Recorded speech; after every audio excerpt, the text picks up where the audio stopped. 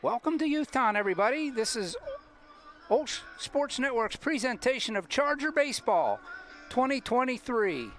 Tonight is baseball's senior recognition night. And first, before the game, we will bring you that ceremony here from Youthtown. Should be an exciting baseball game afterwards between the Rebels of Seton LaSalle and your OLSH Chargers. As both these teams are battling, they have secured playoff spots right as we speak. The standings are Southside is in first place in section, followed by OLSH. Southside has a 10-1 record. OLSH has a 10-2 record. And Seton LaSalle, a 9-2 record. Rounding out the teams in the playoffs from Section 2, New Brighton will come up with a 9-3 record. So, but before we get into that, let's get into the senior recognition. We'll recognize some of the players from, well, not some, but the senior players from Seton LaSalle. They have 6. So, and the Chargers have 11. So it should take a few minutes. We are getting ready to get underway, and as soon as we do, Matt Fargo will take over and we'll get that going. I'm looking across the way at Matt Fargo, and he's trying to get the signal from the field.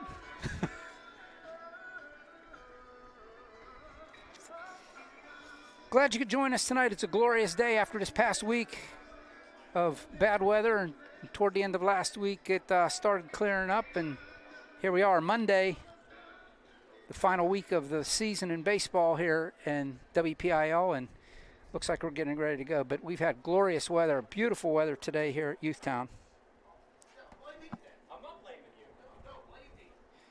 So you can see the field right now, looking out at the pitcher's mound where everybody will gather. And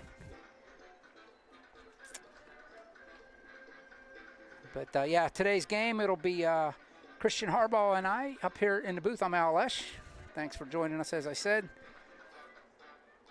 Anticipating a very exciting game here between the Rebels and the Chargers. Two teams, actually, the Chargers battling for, they still have a chance, both these teams have a chance of winning the section outright. Of course, they'll need some help from somebody. Well, Southside has to play Seton LaSalle one more time yet. And I didn't write down who they're playing otherwise, but yeah, it's just for Seton LaSalle. All they have left is these 2 games today and tomorrow here, and we'll have them both here on the network for you. And then on Thursday they play Southside, so they got a huge week. So, arguably the 3 hardest games of the year are the last 3 games that Seton LaSalle will play.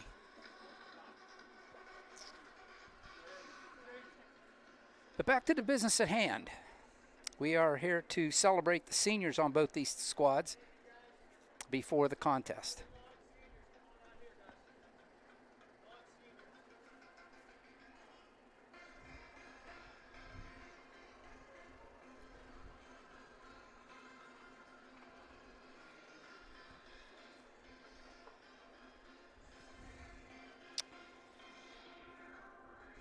All right, with that, I will leave it up to Matt Fargo and the seniors. Congratulations to all the seniors.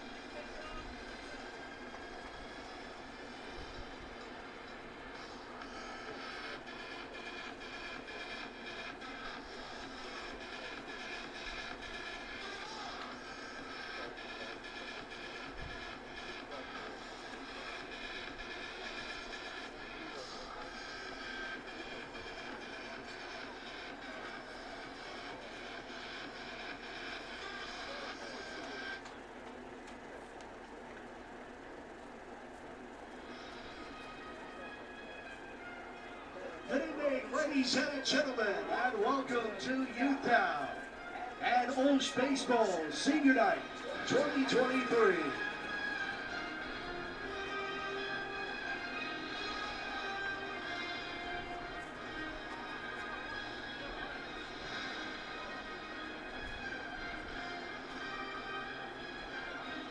Time now to recognize our Charger Baseball seniors.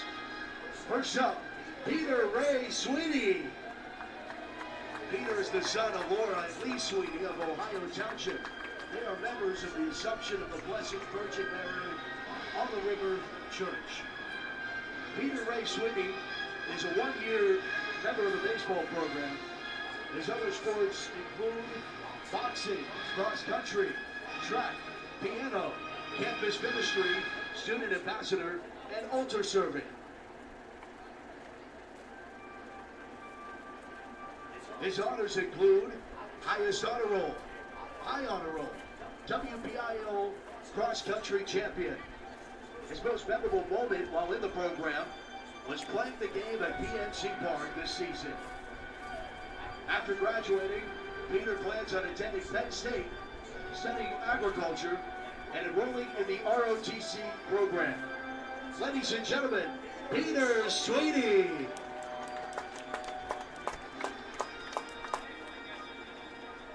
Next up, Ryan Farrell.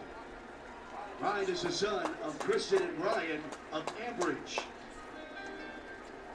Ryan's a two-year member of the baseball program and also participated in football. His most memorable moment while in the program was the Florida trip. After graduating, Ryan plans on attending Cannon University to play football. Ladies and gentlemen, Ryan Farrell.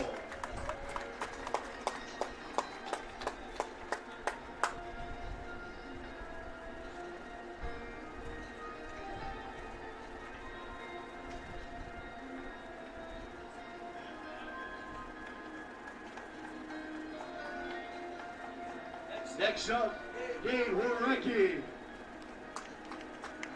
Dave is the son of Giotto and Brian Warecki of Cranberry Township.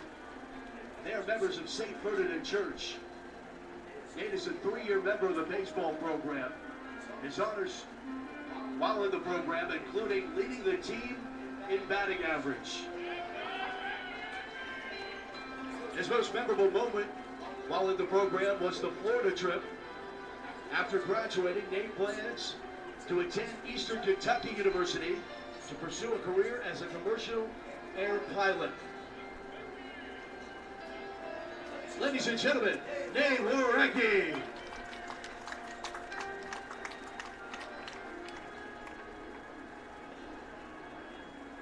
Next, Luke Wazin. Luke is the son of Luke and Carla Wazin of Alabama. They are members of the Mary Queen of the Saints Parish.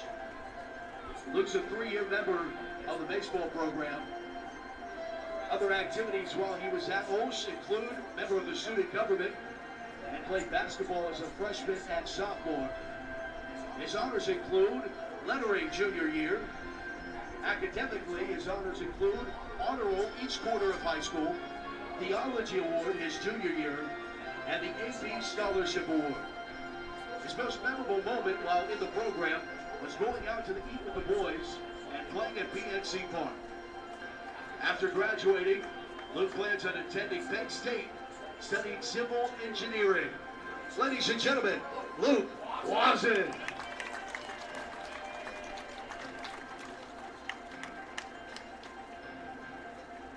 Joey Dashner. Joey is the son of Brian Chrissy Dashner of North Hills.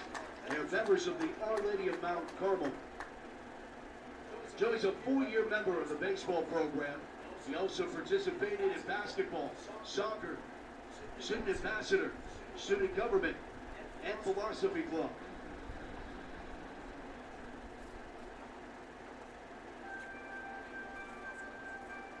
Academically, his honors include the AP Scholar, highest honors, the National Honor Society, Vice President of the senior class, English 9 award medal, and a 4.4 .52 GPA.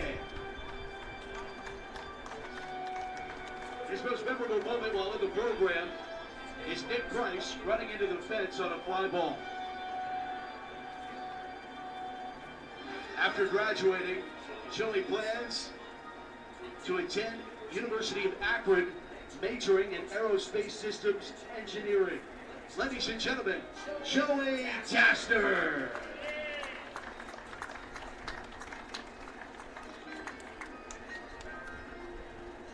Our next senior is Lucas Pingree. Lucas is the son of Scott and Helen Pingree of Ambridge. He's a 2-year member of the baseball program. His most memorable moment while with OLSH baseball was the bus rides to IMG in Florida and being at IMG. After graduating, Lucas plans on attending Seton Hill for business. Ladies and gentlemen, Lucas Pingree.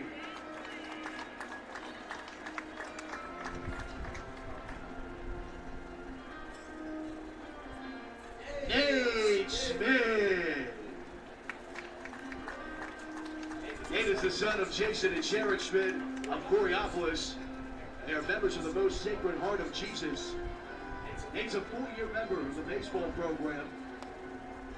He also participated in Junior Achievement and Student Ambassador. His honors while in the program include a 3-year letterman and winning the section championship sophomore year. Academically, he achieved highest honors, member of the National Honor Society, and Spanish 3 award winner. His most memorable moment while in the OLSH baseball program are the rides to and from away games. After graduating, Nate plans on attending Robert Morris University, studying sports management. Ladies and gentlemen, Nate Smith.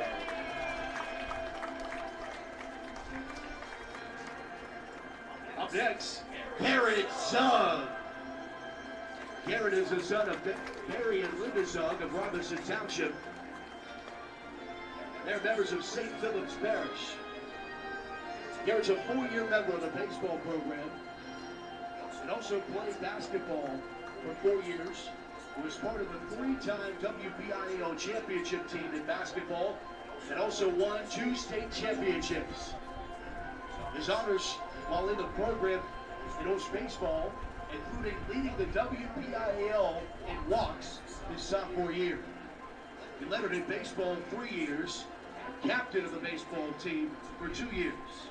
Academically, his achievements include Honor Roll, Student of the Month in October of 2020, Eagle Scout 2022, and the American Legion Award 2023. His most memorable moment while in the program was the recent trip to Florida and playing at Lecon Field at PNC Park. After graduating, Garrett plans on attending Robert Morris University for sports management. Ladies and gentlemen, Garrett Zug.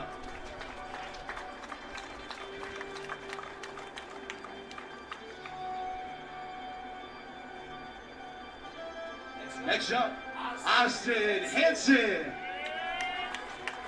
Austin is the son of Tracy and Eric Hansen of Beaver, PA. They're members of St. Peter and Paul. Austin played baseball for 4 years, 1 year at Quigley and 3 here at OLSH.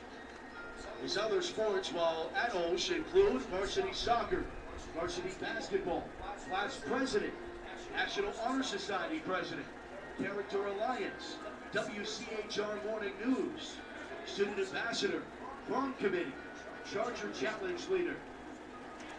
His honors include Team Captain, Charger Award, Times Player of the Week, 2021 Section Champ, and a 3-year varsity letter winner. Academically, he achieved the National Honor Society, Student of the Month, and highest honor roll. His most memorable moment while in the OLSH baseball program was playing at Lecom and PNC Park. After graduating, Austin plans on attending Duquesne University, majoring in integrated marketing and communications. Ladies and gentlemen, Austin Hanson.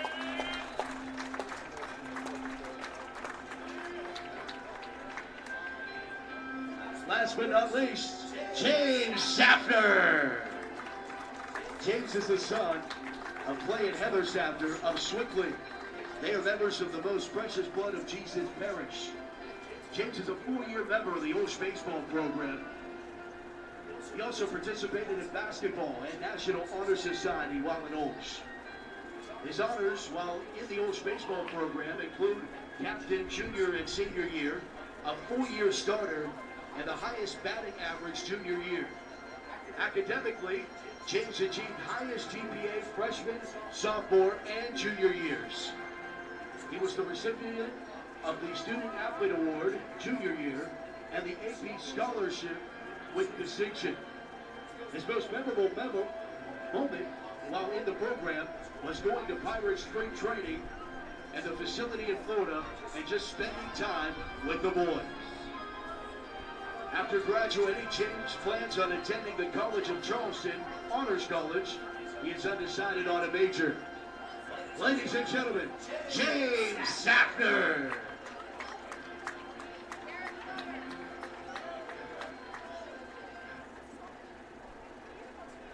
Ladies and gentlemen, let's hear it for the class of 2023 OLSH Baseball Seniors.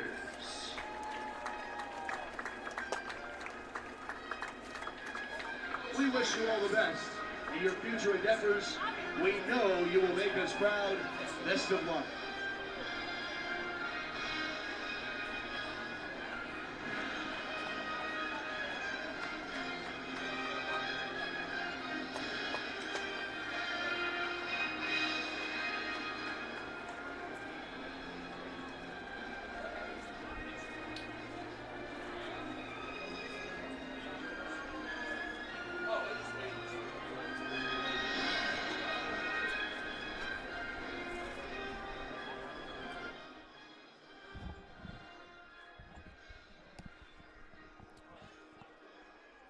And that will conclude the senior recognition 2023 for the OLSH Charger baseball team.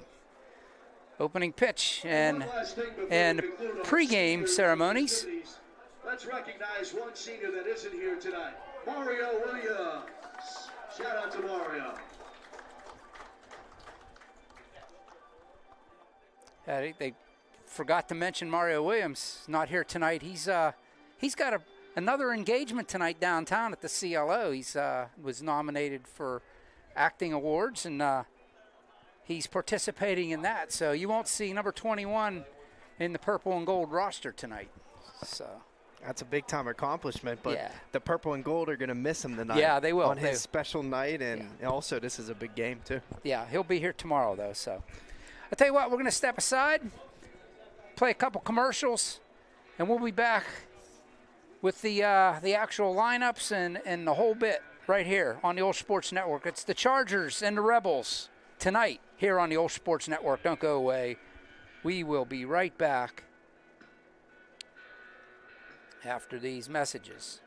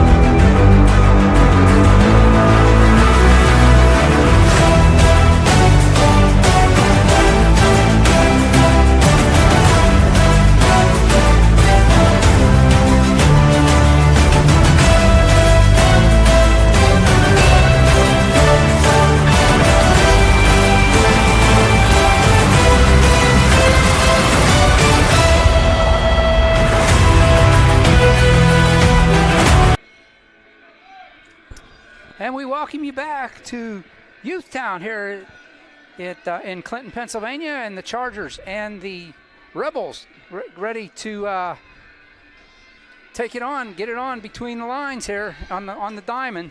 And it's a big game, Christian. The Chargers both these teams still with hopes of winning a section title. Both of them going to need a little bit of help. Actually, Seton LaSalle can help themselves because they play Southside on Thursday.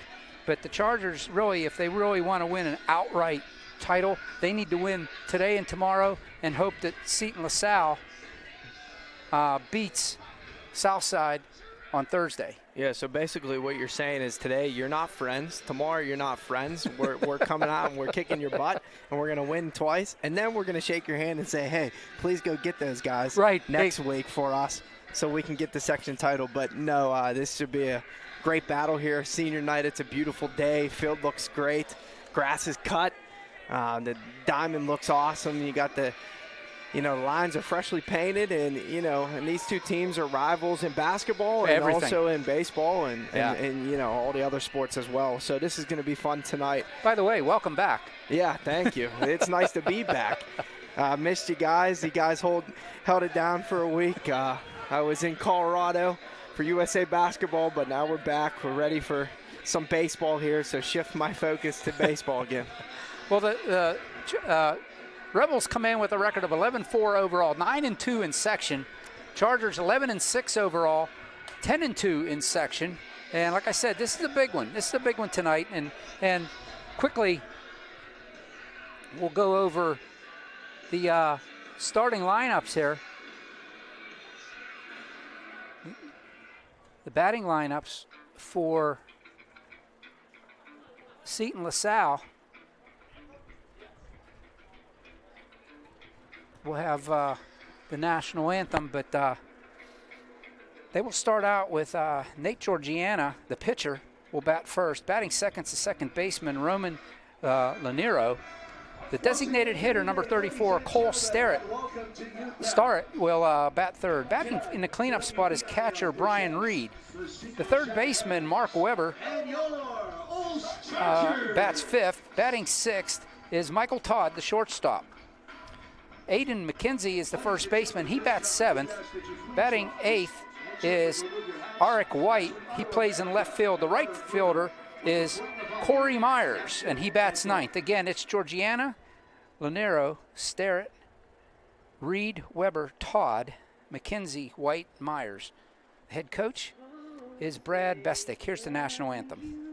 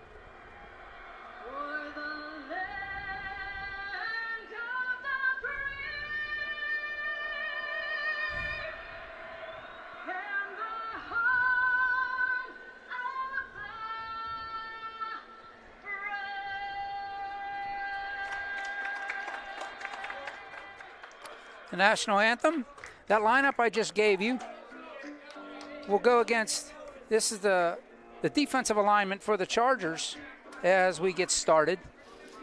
Around the outfield for the Chargers will be the Hanson brothers in left and right. Anthony in left, Austin in center, Garrett Zug in right field. Around the infield on the corners, Brady Brazell at third, Nate Schmidt at first, Up the middle is Williams, Gino Williams at shortstop, and Safner at second base. Brandon Brazel is behind the plate, and on the bump is Quinn Santelli for the Chargers.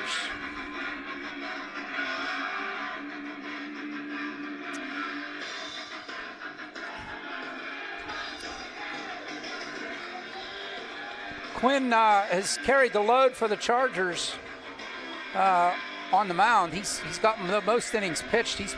So far this year, he's got 44 1/3 innings, and he's pitched in 10 games.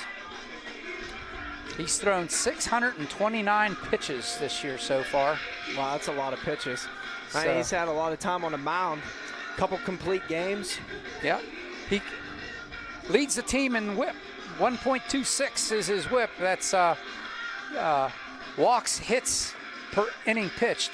So that's pretty good. He's around the zone a lot. I mean, he doesn't miss by much, and when he does, he sometimes gets swings and misses. So he's been effective. And he's been the most efficient pitcher on the Charger staff, pitching 14.2 pitches an inning. So he's averaging. So.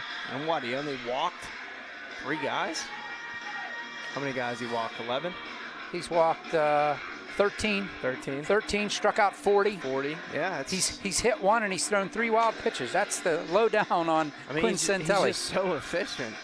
I mean, the 1-2 punch for the Chargers has been so efficient all year, and then you got the righty, you got the lefty, and Santelli's always brought his A game. I mean, there hasn't been a time where he's came and just got, outplayed when he's on the mound. So he really dictates the pace all the time. Leading off for the Rebels is Nate Georgiana, the pitcher. He comes in batting .451 on the season. Yeah, I'd say you'd lead off if you're batting that. He's not even the leading pitcher or leading hitter. Strike 1. Foul back, strike 2. The atmosphere here is great tonight. Oh, it is. I mean, a lot of people because it's senior night, but also because it's 2 great teams. There's beautiful night. There's more people here than just senior parents, that's for sure. Quinn tried to get him to bite on one outside, didn't go. I had trouble parking tonight. I mean, that's how many people were here. It's full. Bounces up there, 2-2. 2 good waste pitches there by Santilli, trying to get a swing and a miss. Just misses on the inside. 3-2 now. That was a heck of a pitch. I don't know where that missed. No, I don't either. Here's the payoff. Fouled back to the screen. We'll do it again. I mean, that thing was right on the inside corner there. It just had to be just a tad low. Nate is 27 for 51 on the season. There's a shot into right field down the line. This could be trouble. Zug goes over to pick it up. And what a play by Zug, holding him to a long single down the right field line, but it's a leadoff single for Seton LaSalle by Nate Georgiana, and he shows why he's batting .451.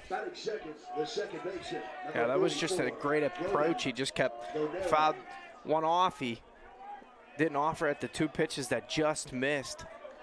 And he hits one down the line. Thought he was going to get 2, but great defensive play by Zug. Got that ball in quick. Roman Lonero is up next. He's no slouch either, batting .417.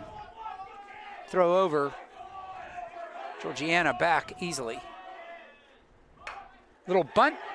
Brady comes in. Has one play over to first. They'll get it. It's a sacrifice. Everybody rushing to third base because nobody was there. Sacrifice goes 5-3. Third, the designated hitter, number 34, Cole Sterry. And Linero just doing the job there. That's why he bats in the 2-hole. Batting over 400, lays down a nice bunt. Brazel's got a charge. Got the wheel play on. Luckily, they covered the bag at third. Cole Starrett comes up.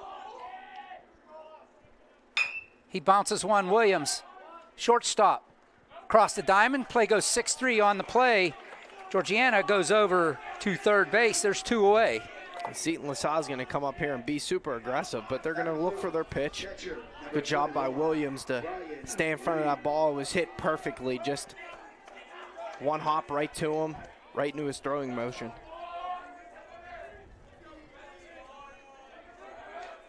Reed batting .548 on the season at the plate now in the cleanup spot. He takes strike one. Reed's a big fella here. He looks like he got a ton of power. He's the catcher. He sends one high and deep to center field. Hansen running back. And this one is caught at the fence by Hansen. At the fence, Hansen reels it in and holds Seton LaSalle scoreless in the first. Let's go. What a big-time play by Hansen. I mean, I'm telling you, we all thought that was going out. I didn't want to say it, but I thought it was gone as soon as he swung and hit that ball, and it just kept carrying. But Hansen, it felt like he was running forever, and then it just fell right into his glove at the fence. I mean, he didn't even have to jump. It just kind of landed right in his lap, but he just outran the ball. Heck of a play by Hansen, and that'll get you fired up on senior night here, and hopefully get the bats going too. Wow, what a play. That was amazing. He saw that ball was headed back over his right shoulder in center field, shading toward left, and he just got on his horse. And we know Austin can pick him up and put him down. Yeah, and he just put his head down and ran to a spot. He turned around at the fence and said, "I hope this is it." Yeah, he turns around and there it was. Just landed right in his glove. I mean, that was an amazing job by him. He just never slowed down, and you can't. So, heck of a job going to get that ball. The batting lineup for the Chargers.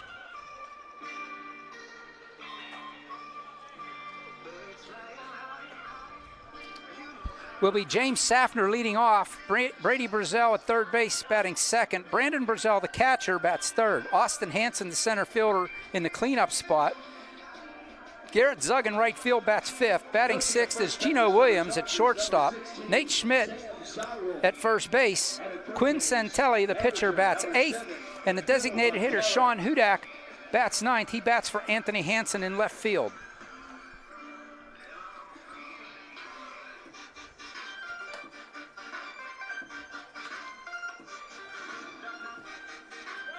As far as fielding goes,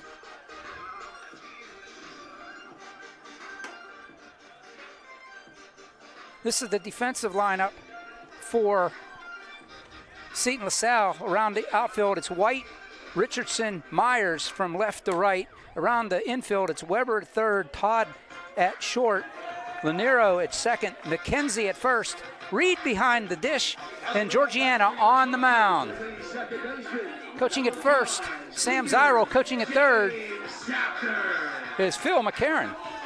James Safner will lead it off for the Chargers. And here we go. Bottom of the first, no score. Here comes the Chargers. Against the senior out there on the mound, Nate Georgiana. Ball downstairs to Safner, and we will see what we can do here against this senior pitcher. It's a senior pitcher against a junior pitcher. Yeah, and Georgiana is going to bring the heat, as you've seen on that first pitch. That one's upstairs, 2-0. He doesn't have a lot of movement on that fastball, so far. Yeah. Safner sends one to center field. Richardson ranges over toward right center. He'll make the catch, one away. Why do I feel like that was a half swing by Safner there and it hit the end of the bat? I feel like he didn't even swing all the way. He just no. But that just shows the power that Georgiana is going to bring. Power pitchers so just put the bat on the ball. Bat on the ball. It's going to go. Brady Brazell comes up.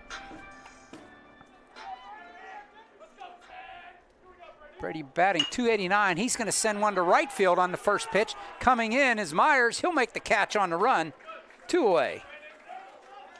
And Brady there just dips his shoulder and gets underneath the baseball and just pops it straight up the right field. Brandon Brazell comes up. He's batting .366 on the season.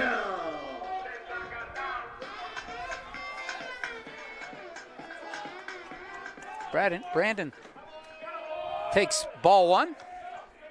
And the other thing, too, is you know, if this game doesn't have a lot of runs, it's going to go pretty quick because both of these pitchers, they like to go fast. Inside, 2-0. They don't take too much time. They get in their rhythm and they go toe to rubber and just throw the ball.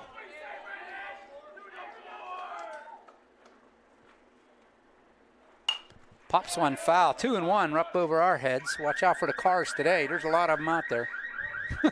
Yeah, good thing mine's all the way down the end of the lot. Brandon's OPS is 1.135. Swing and a miss, strike 2. He's not going to be able to take a home run hack like that and just totally pulled his head and swung right through the baseball. He's got to shorten up here. 2-2. Time is called. Umpire steps out of the way. I don't know. That was a weird sequence. He was already in his motion, and Brazil wasn't even in the box yet.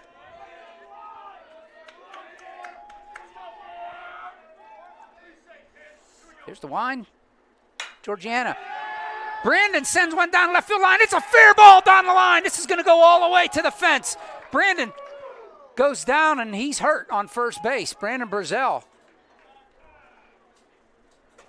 It's a long single, and this is not good. Brandon holding the hammy and rolling on the ground right now. Oh, yeah, this isn't good at all. I think he tripped over the bag. Brandon's, and I mean, he's in a lot of pain. Yeah, he is. He tattooed that ball, too. Oh, he did. He shortened up there and really turned on that thing, got his hands through.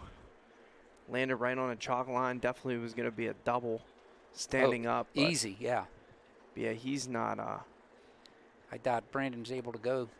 No, definitely not. Or at least not by the looks of it. No, he's one of their leading hitters. Man, a great defensive catcher. Oh, he's an amazing catcher back there. That's not going to hold up for him or the team. I hope he's all right down there. He went down, as soon as he went past first base, I looked at the left fielder White picking the ball up, and I looked at where Brandon was. He was nowhere near second base, and I looked at first base. He's laying on the ground holding his hamstring. He had baseball sense. I mean, there's a baseball player. He's in pain. He's rolling around holding his hamstring, and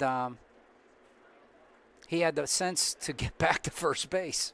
Yeah, he did. He crawled back to first. I actually think at first he was trying to get up and keep running, and then he probably realized man, I don't know if I can do this. His mom out there with him. I hope he's okay here. Looking like he's trying to stretch it out.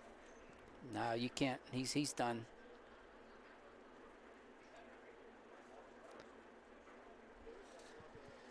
You hear a pin drop out here at Clinton.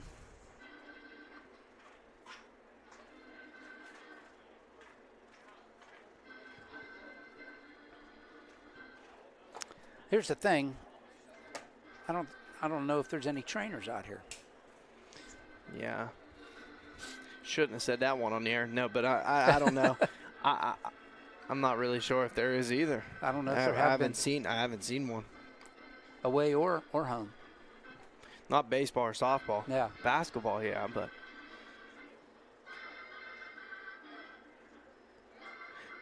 And if I know Brazil right now, he's probably saying, he was trying to say I'm going to do it, but no, he can't. McCarron's saying you can't even squat down, so there's not a chance that you're in there trying to catch, Braden Wetling will run for Brandon, and like I said, I doubt he comes back into the game. There's a couple guys that could catch. Braden Wetling will courtesy run for Brazil at first base. I mean, you could actually bring Schmidt in to catch. Joey Dashner can catch.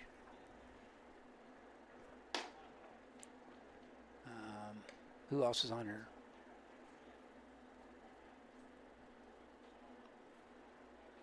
Heck, you got Bruno. Bruno Williams. He could come in and catch. He's a catcher. Catcher and second baseman. So we got 2 outs, runner at first here. Bottom of the first, no score here at Youthtown. Well, I pray that it's not, something that's going to last multiple weeks here. Yeah. Because the Chargers, I mean, he's a big factor for him. And no great doubt. behind the dish, great hitter. Just a great person to be, you know, in the clubhouse with. So hopefully that he's all right. Yeah. Austin Hansen steps into the batter's box. Austin batting .396 on the season. He's got some speed on the bases in Wentling. Takes that breaking pitch outside, ball 1. Nice to see who comes out behind the dish. Yeah, I'll be interested to see what they do here. Swing and a miss. Strike 1. These guys got to shorten up here, and you know, Brazil figured that out after that pitch that he swung through, and then he should have doubled down the line there, but. There's a shot up the middle for Hansen. Wetling will go to second base and call it quits. Back-to-back singles for the Chargers. I guess that's all I got to do. Talk about it, and then the next pitch, there they go. But that time he shortened up. It wasn't that long swing and extending his arms, and he just brought the bat of the, you know, the handle of the baseball right to the baseball, and up the middle it goes. Garrett Zug comes up. He's batting .425, leading the team. He takes strike 1. Yeah, Zug's been terrific at the plate so far all year. He's been swinging a hot bat. He had a great doubleheader against Northgate. Strike 2 on the outside corner. Great pitch by Georgiana. 2 on, 2 outs, 2 strikes to number 2. Garrett Zug. Zug sends one out to center field. Richardson ranges over, says he's got it. He does. That will end the inning. 3 fly balls for the Chargers. But they get 2 on, can't do anything with them. At the end of 1, it's the Chargers nothing and the Rebels nothing here on the OLSH Sports Network. That ball was tailing away a little bit, but just hung up there long enough for him to get to the baseball. As the line goes in Major League, it was too high. Just a bit. Just a little too high, yeah. Why didn't that ball get out? It was just, he hit it too high. Just too high. He just got underneath it a little bit. Hey, there's. Watch the game at OLSHathletics.org. Oh, they're putting James Safner back behind the dish. So Safner's now the catcher. See who goes out and plays second base. And I'm not going to say that I'm surprised that Safner goes back there, because I think you need somebody who's active, you know, and somebody who is going to be able to communicate and be very aggressive back there. And so I think Safner's the right move if he has some experience being behind the dish. That's really good. Hey, there's no better way to see yourself as an OLSH student than to become an OLSH Charger for a day. All 8th grade students and transfer students, grades 10 and 11, are invited to join us as a shadow for the day and experience firsthand what it's like to be a student here at OLSH. Students will be assigned a Charger ally, which is their host for the day, and will attend classes, meet teachers and students, and eat lunch on us. You can pre-register for your experience at www.olsh.org/visit. Nobody's gone out to second base yet to warm up. I'm wondering who makes the trip. Safner comes in from second base. Looks like Schmidt's going to go out to second base. So he moves from first to second. Now who's going to play first? They're going to put Hudak at first? They could. Well, he's the designated hitter. He's the designated. That's why I was thinking. But then I would just take, you know, the DH away. Well, no, then that means Anthony Hansen would have to bat. Let's see. Nobody's gone out there yet.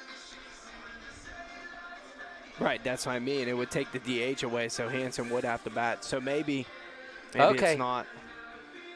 So Joey Dashner's going to run out to left field. Maybe they're going to bring Anthony in to play first, because he is a first baseman. That's one of his positions. That's what's going to happen, I think. Nope, Hudak's going out to first. So that's what's going to happen. Joey's going to bat.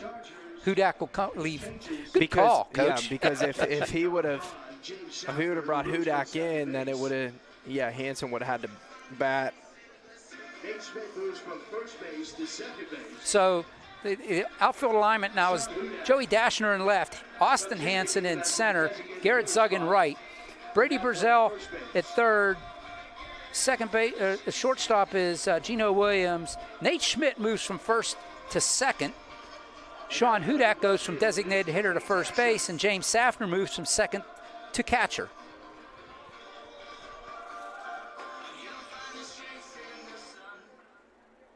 Next broadcast here on the OLSH Sports Network is going to be these same two teams coming together again. This time it'll be at Seton. Well, I say Seton LaSalle. They play their games at the Brookline Recreation Center, the park down there. Yeah, at the park. It'll be another great game tomorrow. Mark Weber, the third baseman, comes up and will face Santelli. They went down after a leadoff single, 1-2-3. So Mark Weber comes up now against Quinn Santelli. Third baseman, number 38, Mark Weber. It'll be Weber, Todd, and McKenzie due up for the Rebels here in the top of the second.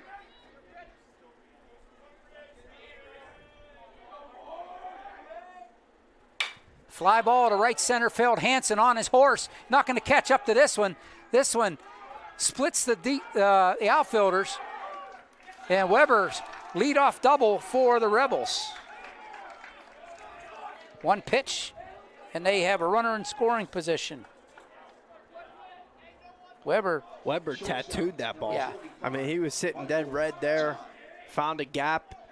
That's a tough run for Hansen. He was playing more in left center. Yeah. And he just couldn't get it to it. Zug's more at the line here, so.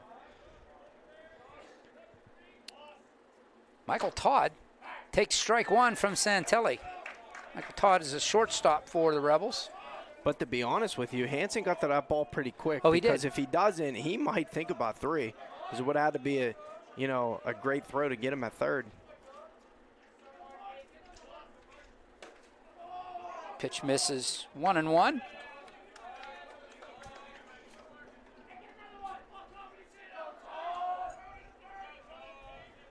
Weber takes his lead. Santelli comes to the plate. Fouled back to the screen. 1 ball, 2 strikes. That was like an inch away from actually getting over up the here. fence. Yeah, oh, it was pretty close.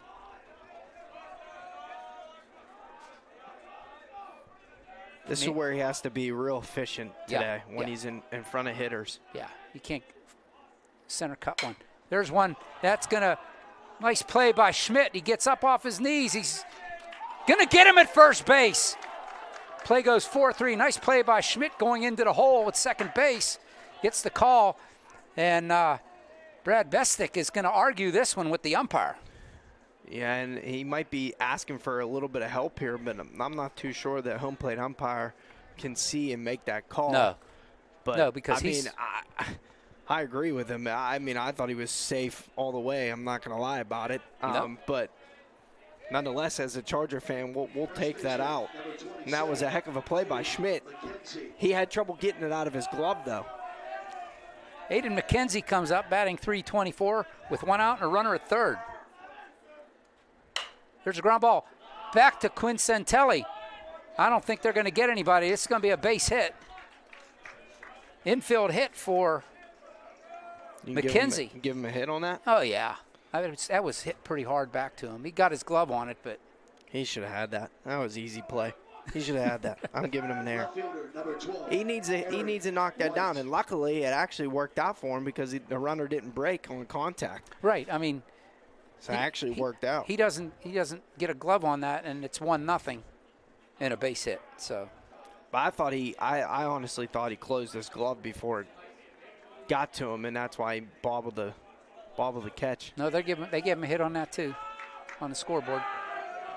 You guys are generous. Runners at the corner, 1 out here for Seton LaSalle, top of the second. It's Arik White, the left fielder at the plate.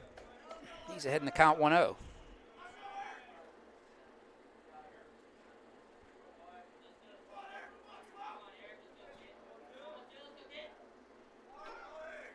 There goes the runner. Uncontested, stolen base. Runners on second and third now. And it's 2-0. to White. On deck is Corey Myers, the right fielder. That was a good job by Safner not throwing that ball down to second base on a delayed steal.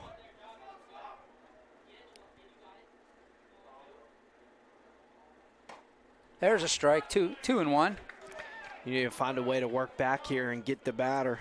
Needs a strikeout, a pop up on the infield. Yeah, or come back to the hit mound. back to him, yeah.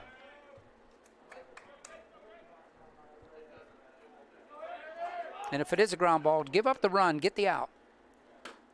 Strike 2 called. Yeah, definitely. You're exactly right. You don't want to throw the ball around the yard here. No. So you knock it down here, you can't get the runner at home. That's fine. Just go 1. It's like they say, you got to score to win, so 1 run shouldn't hurt. Shouldn't determine the game. It's early in the game.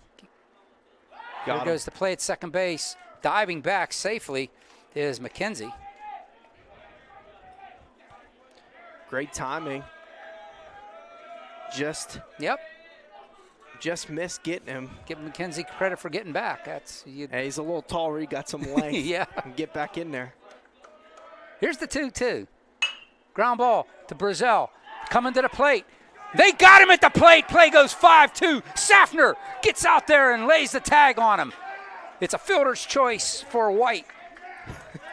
Well, don't listen to us up here in the booth, right? What a play by Brazil to Safner there. And actually, as he was getting ready to throw it home, you're thinking like, no, you shouldn't have thrown that. But great play. He came up. He knew exactly what he wanted to do. It was hit hard enough at him that he could get him. Yeah, and good job by Safner blocking the plate a little bit. Yep, and the corners were playing in, so I knew that was hit 2-hopper right to him. Yeah, so it was perfect. That was the play. You know, if he had to go to his right or left, you get the out at first base. Right at him hard, so that was a right play. And there you go. Now you got 2 outs. 2 outs. Runners at the corners for the Chargers. Corey Myers, the right fielder, comes up. And they got a pickoff here. They got to watch the play at the plate. They throw it to the plate. And another out at the plate. The play goes 6-2. And it's still scoreless here. And Bestick's going to argue again, but he was dead to rights. We had a perfect view of that. And on the camera, you got it too. There was no way, and he's going to say he's blocking the plate. So many great plays so far in this game. Wow, another one. I mean, at the time, you got to step off the mound because they're trying to get into a rundown, Seton LaSalle is, so they can have time to score that run at third, right? And actually, the Chargers make the wrong read, and they throw the ball to Williams. Santilli threw the ball to Williams. He shouldn't have. He should have ran him back first. But it still worked out because Williams just came up and shot it right at home. And, man, Safner, nothing like coming in to catch and making two-time big-time plays. A scoop play there with a quick tag and the play right before with Brazil. And talk about throwing him into the fire. I mean, this is fun. I mean, and the Chargers are so fired up right now. Great defensive plays so far. You had 2 at the plate. You had Hansen out in center field. And now you're talking, you got to get the bats rolling and find a way to get some runs here. Hey, save the date. the OLSH Spring Fine Arts Festival will take place in the OLSH Auditorium on Thursday, May 18th at 7 p.m. Check out masterpieces by OLSH artists and enjoy an evening of performances by concert choir and piano students. Donations in support of the OLSH Fine Arts Department will be accepted at the door. Let's hope the Chargers now can transfer some of that defensive energy to the bats here. They had 2 nice hits in the first inning. And you just got to put the ball in play, right? And to their credit, that's what they're doing. No strikeouts. I mean, granted, it's only 1 inning, but they're putting the bat on the ball. Put the bat on the ball, put it in play, and make these guys make a play. Gino Williams steps in with William Schmidt and Santelli. Ball 1. Got the lights on. Mel, we said how nice it was, and all of a sudden it clouded up. Gino pops one up in shallow left field. Center fielder Richardson comes in right behind the infield, makes the catch. It officially goes as a fly out to the center fielder. He's made 3 of the 4 putouts. Yeah, that was just another one there. Gino Williams just getting underneath the baseball, just missing it. Number 8, Smith.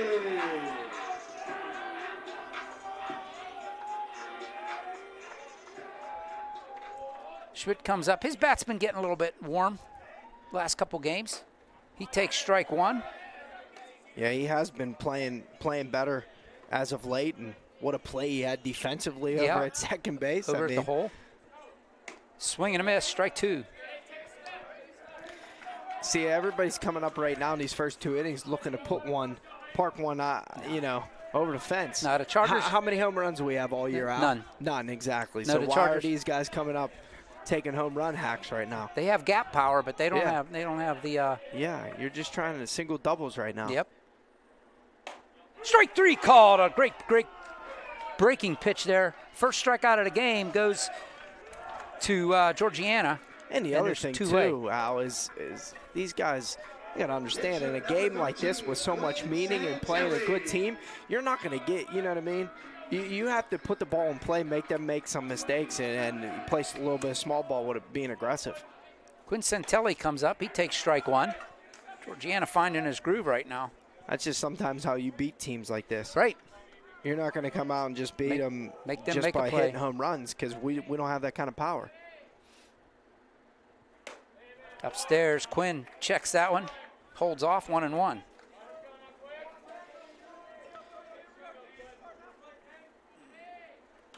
Another check swing, 2-1. Yeah, my question, and I'm thinking ahead because I'm up here, I'm not on the bench managing the team, is who pitches tomorrow, because Zay is out. Oh, he is? With an injury, yeah. Okay, I didn't know that. Strike two called. Well, they're saying maybe the season, so. Really? Yeah. Oh, that's not good. And it wasn't even a baseball injury, so. That's really not good. 2 balls, 2 strikes, 2 outs. Here's the pitch. Little pop foul. He'll keep it going. And those are just one of those unfortunate events, right? Injuries can change a lot. And that'll hurt not having Zay if he can't go the rest of the way. He's too good of a pitcher. Strike three called. 3 up, 3 down for the Chargers. That'll do it in the second. We're still scoreless here at Youthtown. Got a barn burner going on here.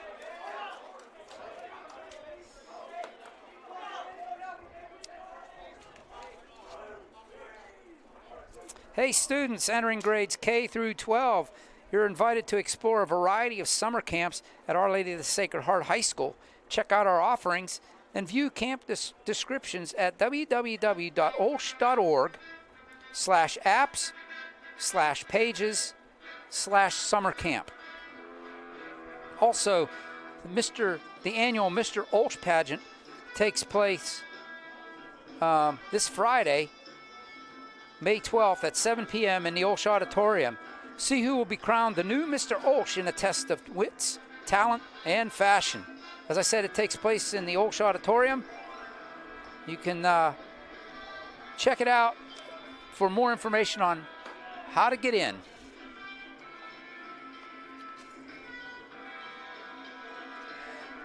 We go to the top of the third. So, if Zay can't go, who becomes your second guy? That's my question. That's my question. I mean, do you put Brady out there? Do you put Sean Hudak out there? You put Nate Schmidt out there? I mean, they got some options, but nobody who's been pitching a ton this year. So. Brady did a good job against Northgate. And for Brady, he hasn't probably pitched too many long innings either. No, Brady's fairly fresh. You know, if you need somebody that's going to be a starter, you got to start throwing bullpens like quick. Yeah, Brady is so far this season's pitched 15 in the third innings. Yeah, so that's not a lot. Only 255 pitches all season. So that's gonna, it's gonna be one of those combination of guys, right. Maybe. Yeah, Zay was leading the team. Still is leading the team in strikeouts, and swing and a miss by Corey Myers, leadoff batter, number 9 hitter in the third inning. It'll be 9-1-2 for the Rebels. Ball misses 1-1. Yeah, that's the one thing we know. Come down the stretch here in section play and playoff time, it's tough with one guy. Pops it up right up over our heads, right back onto play. Oh, Safner barehands that one. What a play by Safner. That man just made a barehanded play off a bunt that hit the wall back here behind the backstop. Yeah. That was impressive. 1 ball, 2 strikes to the leadoff batter here in the third. There's a shot up the middle. Corey Myers leads off with a single. All 3 innings, the Rebels have led off with a hit. Well, that's one thing that credit the Chargers, though. Credit those guys for getting on base to lead off the inning, but credit the Chargers to making sure that the score is still 0-0. Right. Well, here's Nate Georgiana. He led off with a single, ended up at third base at the end of the first inning. Couldn't get him around to score. Yeah, so this will be the tough inning here. Yeah. See what Santilli can handle this top of the lineup with no outs and a runner on already. Top of the lineup is their strength. There's a shot to left field. Dashner ranges over a few steps. He'll make the catch. 1 away. Whoops. Well, that helps there. Oh, yeah. Roman Lanero comes up. Oh, no, we got to. No, you were right. Lanero comes up. Lanero will bat for Roman Lanero. All right, so DiMaggio. Yeah, DiMaggio, the brother, just is going to pinch hit. Is going to pinch hit here, yep. And he's going to send one to right field. Zug goes over. He can't make the catch. Zug picks it up. They're going to get it in. They're going to wave him home. No, they're going to hold him at third. It's going to be a double for Lanero. 1 out, runners on second and third off the double by DiMaggio Lanero. DiMaggio came right into the batter's box and just said, man, I'm taking that first pitch. You're going to throw it right down the middle. I'm just throwing my hands at it. He throws his hands. It gets down the line. Zaga almost comes up with a spectacular play. He did over by the line. He was close to making that catch. 1 out, runners on second and third. Here we go again for the Chargers. It's Cole Sterrett. He's going to send one to center field. This will probably score a run. Hansen makes the catch. Here's the tag. Here comes the throw. It's high, and it's going to score a run. It's a sacrifice fly for Sterrett. 1-0, Seton LaSalle. And that ball just carried just a tad out in center to Hansen. If Hansen could have made that catch on the run coming in, he probably would have made the throw, and it would have been a great play at the plate. But unfortunately, he kind of had to jump and still made the throw, but it was just too high. Yeah. Brian Reed flied out to Hansen. Hansen made that spectacular play at the fence. Santilli bounces that one up there, ball 1. He's 0 for 1. 1-0, Seton LaSalle. They have a runner at third with 2 outs here in the third. Swing and a miss, strike 1. Yeah, now you're just trying to keep this to a minimum here. Get out of the inning. One run's not going to hurt you. No. Like you said, you got to score 1 to win it anyways. Strike 2 called. That was a great pitch. Wow. Safe at the plate, stolen base for Lanero.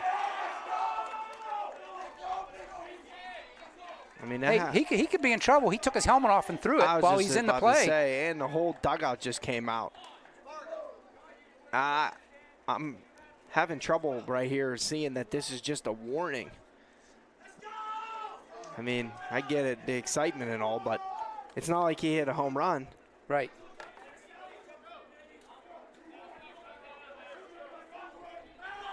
Two nothing. Seton LaSalle on a couple hits and a stolen home plate. Here's Santilli with the 1-2. Strike 3 called. I mean, that was an impressive play. I can't lie about that. No, that was sweet. But I can't believe that the umpire and Coach McCarron over here and stuff isn't going to argue that a little bit either, because how can he just take his helmet off in the field of play and throw his helmet with half the team out of the dugout?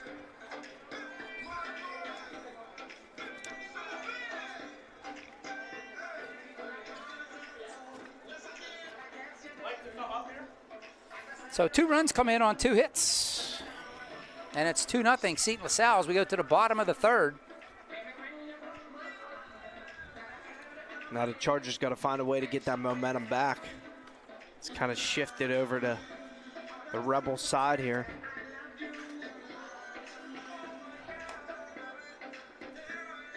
So Roman Lunero, no, it's a new second baseman now. Michael Todd moves from short to second, and DiMaggio Lunero goes to shortstop. Was there a reason why DiMaggio didn't start here? I don't know. Because it kind of seems to me that he's one of their guys. Maybe I think both of them are. Both. Yeah, maybe he had, I don't know, maybe he was in a doghouse or something, couldn't start the game. So he come out here, and now all of a sudden he's got all the swagger. He gets a hit, he scores a run, steals double, steals home. Yeah, now he's out there, and he's walking around like he's the best player in this park right now. And well, I guess he just showed that last inning. But now somebody's got to knock him off a peg a little bit here if you're the Chargers.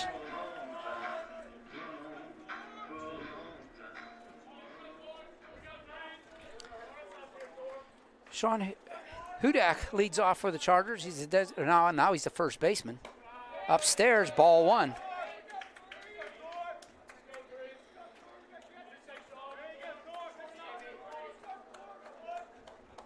Chargers trail 2-0 here in the third. There's a strike to Sean. After the doubleheader against Northgate, Sean played both the games, and I told him, I said, Sean, they didn't give you anything. He had a bunch of walks, hit by a pitch. They didn't really give him anything to hit. Nothing was in the zone. 2-1. Well, I can see why he gets hit a little bit, because the way he crowds the plate and he has a bigger body, kind of hangs over that inside corner. Pop foul out of play. 2-2 now to Sean. But also you can see that he sees the ball well, and he's patient up there. He's looking for his pitch.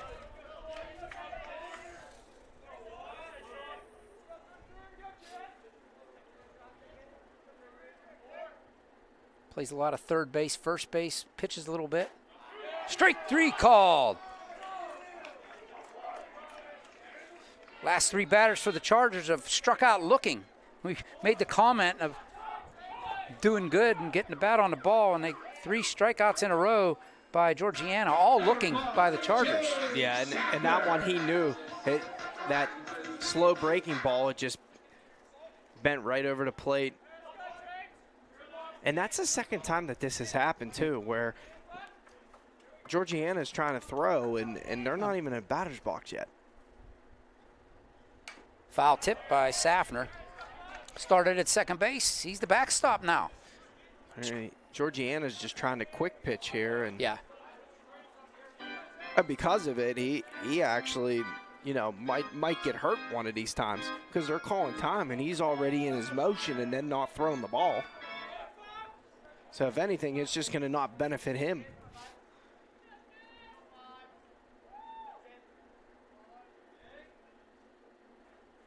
Strike 2. Yeah, the Chargers need to find a way to get some momentum back here. Seton LaSalle's kind of taking over this game on both sides of the diamond here. 1 out, 2-strike pitch. Swing and a miss, strike 3. 4 strikeouts in a row by the Chargers. Georgiana finding his groove here in the second and third inning so far. It brings up Brady Burzell. Number 10, Brady. Brady flew out the right field. He's 0 for 1.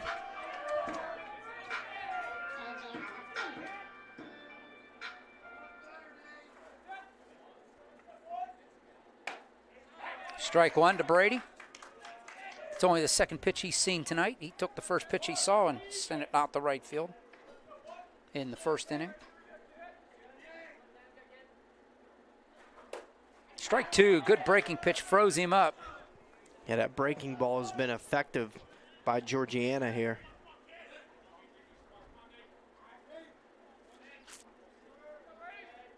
I'm looking out there, Georgiana. He's got that wristband on his glove hand. Yeah. Strike 3. That's 5 in a row. When I was playing, we wouldn't have been allowed to wear that. Yeah, I'm not really I'm surprised right now that he's allowed all that.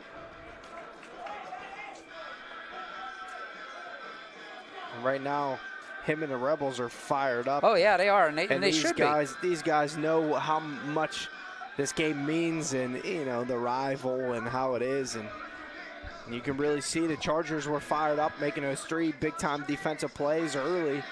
But now the Rebels come back here, and they score 2 runs. And Georgiana's getting in a groove, sent down the last 5 guys.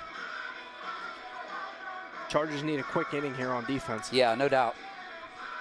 Hey, you're interested in supporting our OLSH Chargers? Visit olshathletics.org and check out the fundraiser section in the Fan Zone tab for the latest fundraising opportunities.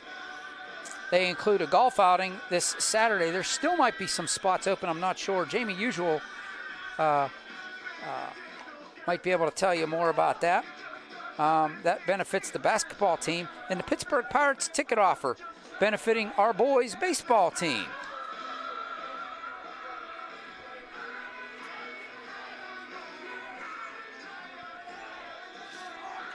Due up for the Rebels, it's the 5, 6, 7 hitters, Mark Weber, Michael Todd, and Aiden McKenzie here in the 4th inning.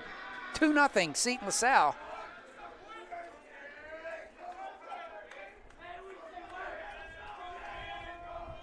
See if Quinn can get a 1-2-3 inning here. Pops that one foul out of play, strike 1. Somebody down there for the Chargers got to, you know, take a little bit of charge here. Calm down. Here we go. We just got to lock in. Still a lot of game left.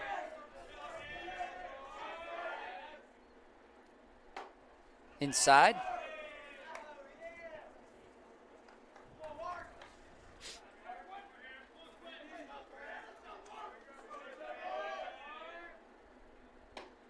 Strike 2. That was a good pitch there. Oh, that was the one if he wanted to drive somewhere. Driving Miss Daisy on that one.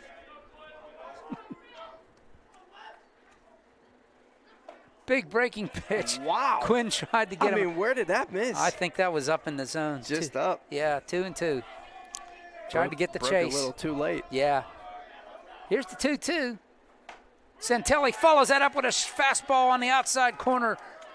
That's his 2nd strikeout. That's 2 in a row for Quinn. Needed that one. That was big time there. Yeah, you just got to keep it here now. Keep it at 2-0. That's doable for the Chargers. Michael Todd grounded out to Safner, I think, at that time. There, it's back to Quinn. A 1-hopper over to Hudak at first. Quickly, 2 outs here. And that works. That's what you want, too. Yep. Just a little comebacker. Santilli loves that one. I know I was harsh on him earlier in the game, but, man, we know how much it means. You know, up in the booth, I'm fired up, too. And then I see these guys down here getting all fired up. It fires me up. Aiden McKenzie edging up in the box here. He's going to send one out to left field. Dashner goes over into left center. Called off by Hanson. Hanson makes the catch. 1-2-3 go the Rebels for the first time tonight. But we go to the bottom of the 4th. 2-0 Seton LaSalle. And that's what you need there. Quick inning. Quick work by Santilli. What did he throw? 8 pitches? No. 9 pitches? No. What did he throw? 5. 5. There you go. Well, I knew it wasn't a lot. I knew it was under 10. But that's good. Yeah, the last 2 batters, they both swung at the first pitch. But somebody has to take Georgiana out of his rhythm here. Yeah. He's too comfortable right now. He's a little too cocky right now. He's got that swagger to him, which is a good thing for him. That's what they need, you know what I mean, for the Rebels. But if you're on the Charger side, somebody's got to be able to get to him a little bit here. Yeah, they need to step out on him. Yeah, step out. Call time. See some different pitches here. Call time. Go talk to the coach. Yeah, find a way to get on. Maybe you lay down a bunt here. You got to be a little creative here because now you're talking bottom of the 4th inning. You got to get something generated here and at least get a run back. You know, you get on, they can be aggressive and steal. Right. I mean, there's no doubt that the Chargers will be able to run. But you got to get somebody on base. So it'll be Joey Dashner leading off here. I imagine, I see him on deck.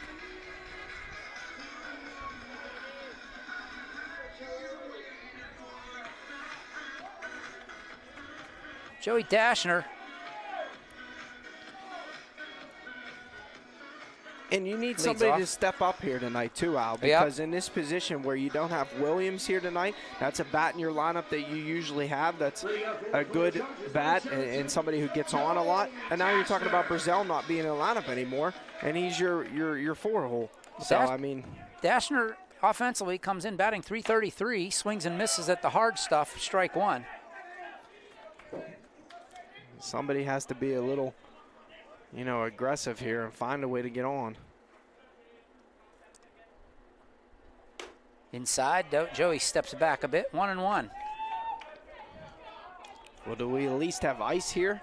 If we don't have a trainer, at least he could, then we're good. He could have took that one. That's what I mean. You got to get on. Fouls that one off the right side. 1 ball, 2 strikes. Yeah. Wear it at this point. We need some purple and gold on those pillows out there. Yeah. We'll let me sting for a second. Nate Georgiana on the line. Little nubber toward first base. It's a tough play. That's McKenzie. He'll take it himself. 1 away.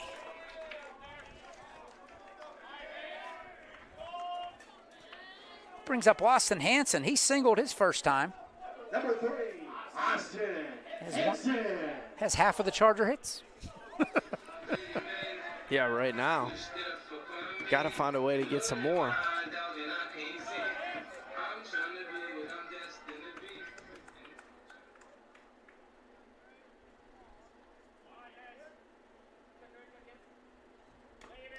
Didn't want to. Checked it. Strike one. Austin's looking back to see if he checked it. He went. That was a. Yeah, he did. Unfortunately. Yeah.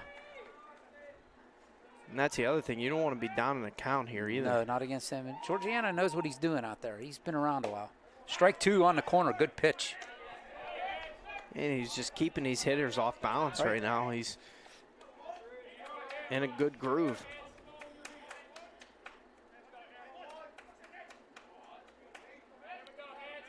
Reed wants it upstairs. Austin spoiling that one. Hey, just got to fight it off now. Now you're looking to shorten up here. 2-strike approach. Find a way to just find a gap, find a seam here. Throw the hands.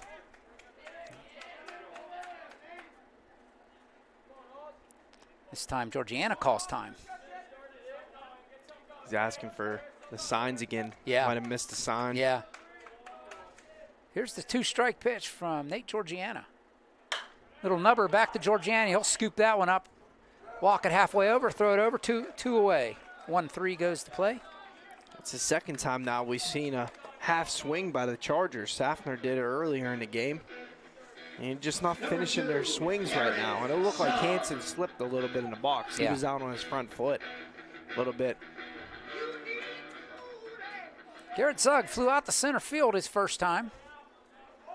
Made Richardson make a play out there.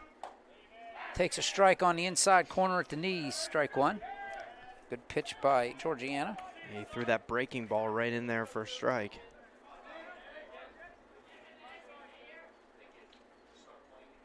Strike two.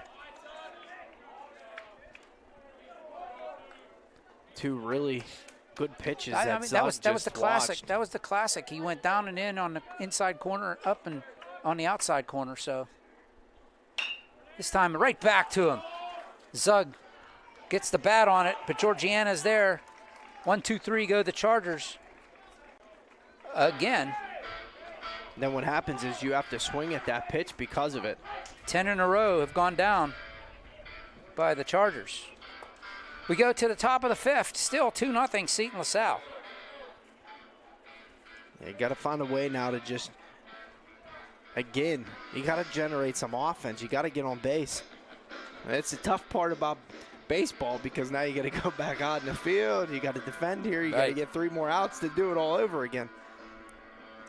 Hey, we want to send congratulations out to the OLSH's April Students of the Month. Senior is Dior Devers. The junior is Julia Moser. The sophomore is Libby Gallick. And the freshman is Addison Todd. Congratulations, folks. Did a great job in April. Keep it up. Let's do it again in May. That's right. Keep grinding. That's great. That's a great job. Also, if you want more information on the OLSH Chargers for rosters, stories, and more, visit olshathletics.org. Special thanks go out to our website sponsor, the Covenant Financial Advisors.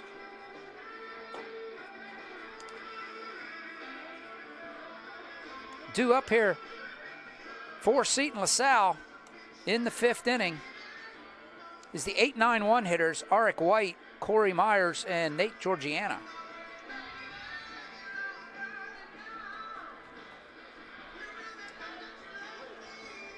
White reached on a fielder's choice his first time up on that play at the plate.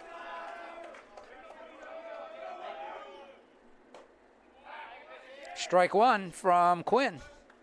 And Santilli's getting in a rhythm now. Yeah. Kind of settling in here. Yeah, Georgiana put down 10 in a row. Quinn's put down 5 in a row. 1-1.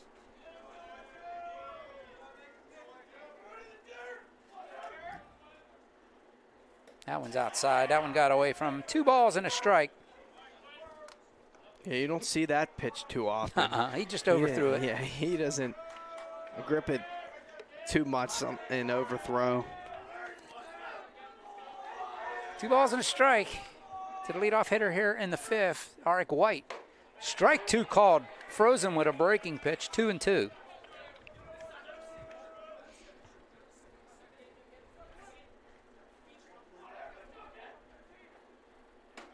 Strike 3 called. Another. He went back to the well. Another breaking pitch on the outside corner. 6 in a row down here by Quinn. That was a terrific pitch there. Great breaking ball. Broke right over the plate. Froze him up. Big time strikeout by Santilli. You just got to keep doing this now. Corey Myers singled up the middle his first time. Foul back to the screen, strike 1. Yeah, and just as you said, I hear Coach McCarron up the middle last time. Yep.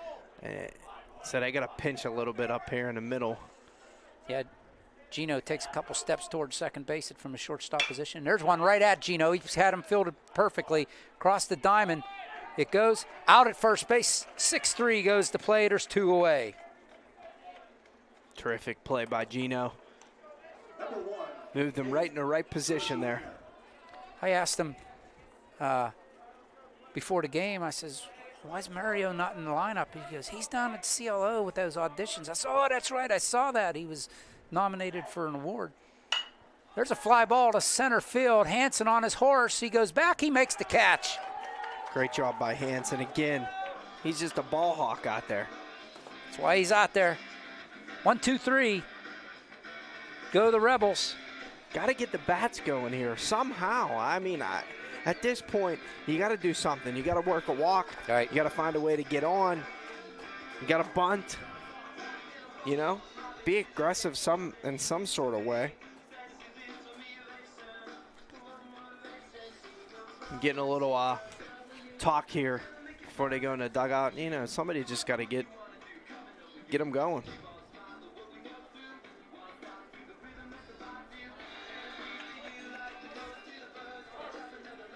I guess we're not going to do the 5th inning stretch. Hey, save the date. One more date to save for you folks. Mooncrest Neighborhood Programs, a ministry of the Felician Sisters, will join with the OLSH Interact Club to host bingo at the AAC on Saturday, May 20th. Doors open at 5 o'clock and early birds will start at 5:30. Regular bingo begins at 6 and the tickets will be available at the door and cost $10, and that'll get you 12 games of bingo. For more information, contact Teresa Long at tlong, that's T-L-O-N-G, at FelicianSisters.org. Some great work that they do out there at Mooncrest. Leading off hitters for the Chargers, number 1, Gino Williams. It'll be Williams, Schmidt, and Santelli for the Chargers. Gino flied out to center field his first time as he comes up here in the bottom of the 5th. Chargers trailing by 2. There's a strike. And Nate Georgiana says, well, if Quinn can bend that breaker in there, I can too.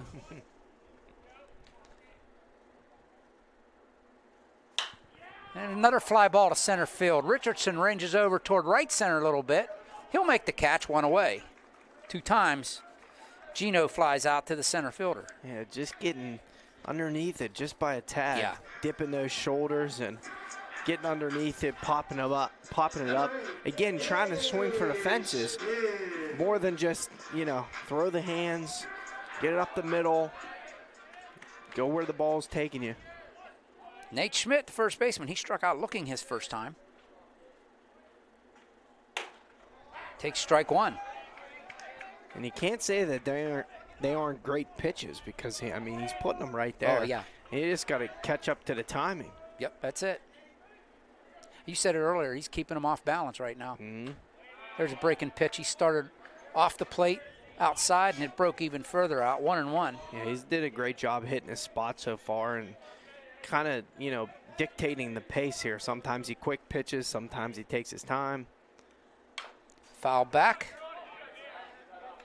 Not sure if that caught a little bit of read or not, but at any rate, it's 1 ball, 2 strikes on Nate.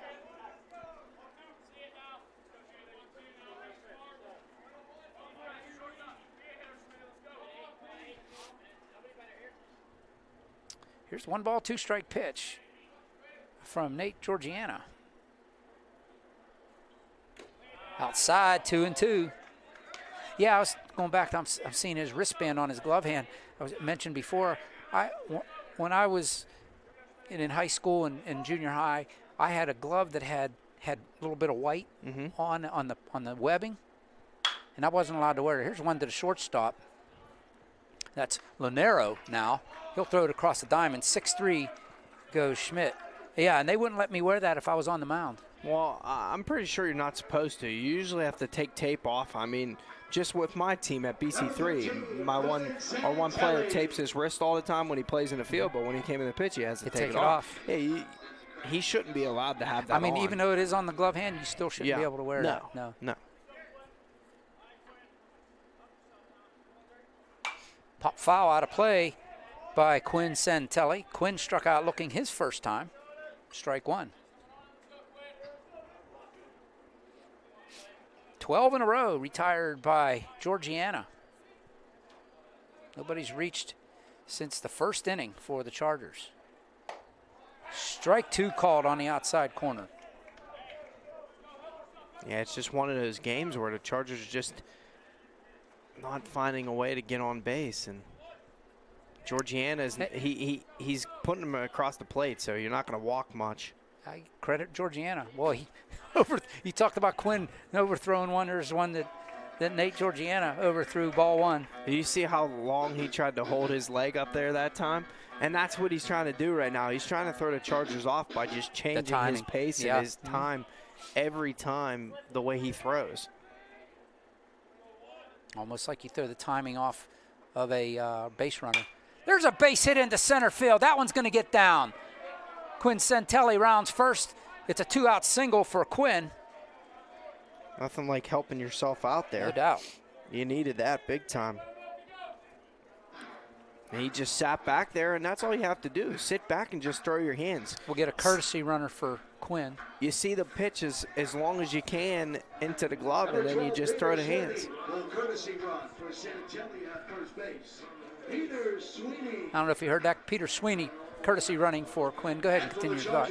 No, all I was saying was that you just got to throw your hands, so you got to wait back and see it as long as you can, and that's what Santelli did there. Yeah, don't try to pull everything. It's okay to go the other way. Right. Sean Hudak takes strike 1. He struck out looking his first time. And if I'm Hudak, I'm doing the same thing. Yeah, hit behind the runner. There's a big hole over there with McKenzie holding at first base. There goes the runner. It gets past Reed, and Sweeney gets the stolen base, and it's ball. 1-1. That was a great job there by Santilli. He got a great jump. And no, that's Sweeney now. Or Sweeney, I'm sorry. Yep. And Georgiana just, that was back to his quick pitch, too. Yeah. He didn't even take a look at Sweeney over that first. There's one up the middle. Picked up by Lanero. over across 6-3 goes Hudak. That'll end the inning. And then that one's just unfortunate because Hudak hits it right up, back up the middle, which any other time with a runner not on second base, that's a base hit. Yeah, and because he's at second base, Sweeney, you know, they're pinching. Yeah, because Lunero was over there. Right, trying, he was trying jockeying to, with him right. and trying to keep him no close. doubt. And here you go. But, man, that's unfortunate there because that was a great job by Hudak. He was just threw his hands, too, and it was going right back up the middle. That might have been a run because Sweeney's got some legs. So I think, I mean, at this cost, you're probably sending them, so you probably would have tried. Again, our next broadcast tomorrow night from Brookline. Same two teams will do battle over at Seton LaSalle's home field. We'll have it for you. Are you able to make that one? I'm hoping so, yeah. Yeah, 4 o'clock. Yeah. Yeah. So I think it might be the crew. No, Matt was supposed to go, and he's got something that came up. He's not going to be able to make it, so it'll be me and you. Christian and I will be there for you to bring it to you. And then we have Thursday, right, at Eden Christian now. Yeah, Thursday. That game was with Eden Christian was supposed to be on Friday. They bumped it to Thursday. And it's funny, I got an email from the coach and the AD saying, you know, you might want to come and look at our situation. You know, you might not be what you want for cameras and everything. And I went up there Sunday, and I said, boy, I was thinking to myself, unless they've really changed it since I was up there. And they have changed it a little bit. But I let them know, I said, no, it'll work perfectly. I mean, as long as we can have the camera set up between the stands and the bleachers and the screen behind home plate, we're good. Sweet. Lunero comes in, now the shortstop. He came in after the first inning. He takes ball 1 from Santilli. Leads it off. He's going to send this one to center field. Hansen ranging back. This one's trouble. It is off the yard. It's a round tripper for Lunero, and it's 3-0. Seton LaSalle. That's arguably, well, not arguably, that's shorter to hit at the dead center field than it is to hit it in right center or left center at this ballpark. So.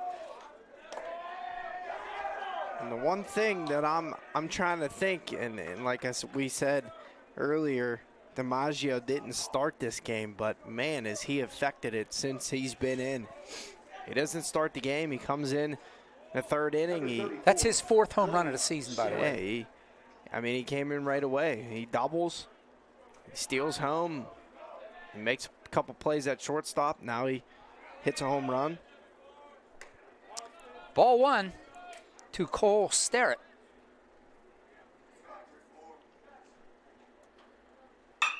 There's a single. I was holding on because Hansen was coming in like he was going to try to make a catch.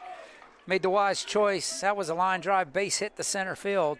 Yeah, it was too much on the line there. I thought he was going to try to make a play too. Good thing he didn't because he probably wasn't getting to that ball. No, and then that's gets rolling past to the him. fence, Yeah. and then you probably inside the park home run. Yeah, Hansen on that home run, he made the leap, but it was too well struck. Now, one thing here is the home run. I mean, it just gets to you a little bit because the momentum stays on their side, and it is an extra run, and you haven't scored. But still, 3-0 is not that big of a gap. But the way the Chargers have not been on base today and hitting the ball, then yeah, it is. Yeah. But most games, 3 runs isn't a lot for the Chargers. Yeah, but this late in the game, it's Right. The Chargers only have 3 more outs or Right. 6 more outs. 6 more outs, right? And Santilli's just got to do a good job here at trying to keep it here now. You got to keep it at 3-0.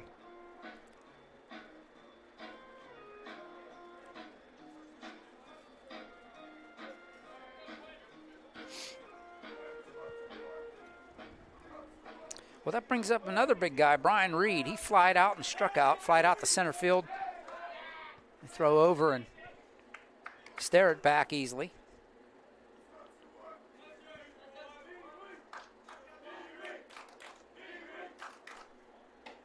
Up and in on Reed, ball 1. Yeah, Reed hit that fly ball that Hansen made a nice play right at the fence in the first inning. Yeah, he almost put one out too. Got some power over there. Oh, yeah, they do. Pops this one high on the right side. Is it high enough for Zug to get over there by the line? He does. He makes the catch, and there's one away. Great job by Zug. I mean, he had to make a little bit of a run for that one. That one was. He was playing deep. Yeah, but that was off the end of the bat. I mean. Yeah, and it was high enough that gave him time to get over there. Yeah. Mark Weber comes up. He doubled and struck out.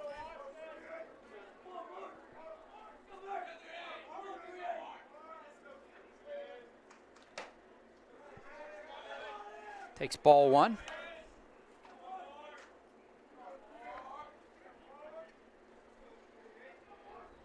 Yeah. Weber got thrown out. They throw over and sliding back easily is Sterrett. Weber was the one that Brady Brazel cut down at the plate. Yeah, that was a great defensive play.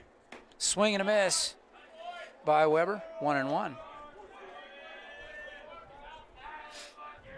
Yeah, now it's just about getting the batter here.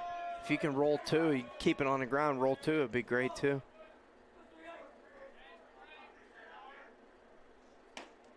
That one misses, 2-1. Sterrett's getting a pretty decent lead over there, though. Yeah, he is. Santilli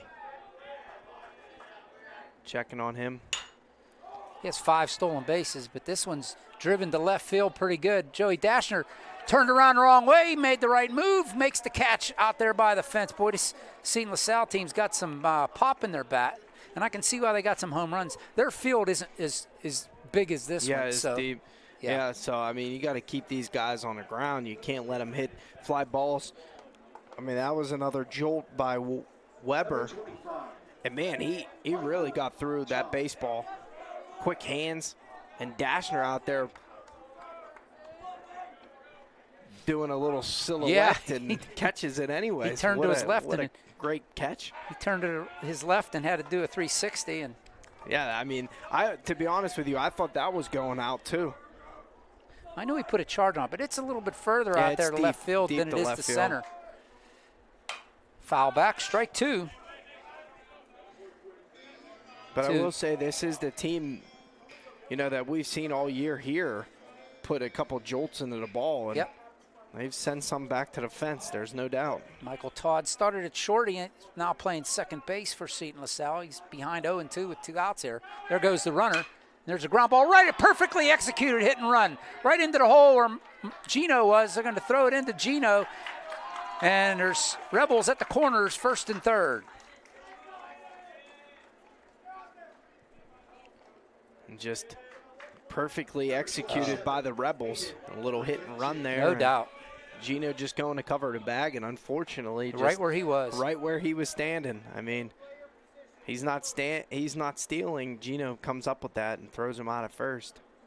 But good job by Dashner to get to the ball and make sure he didn't have a chance to round and go home. That brings up Aiden McKenzie, the first baseman. Aiden singled and flied out. 3-0 here in the 6th. Strike 1 called to Aiden. You have to think at some point during this at bat here, they're going to look to try to get you in a little run down here. Yep. Look for Todd to take off.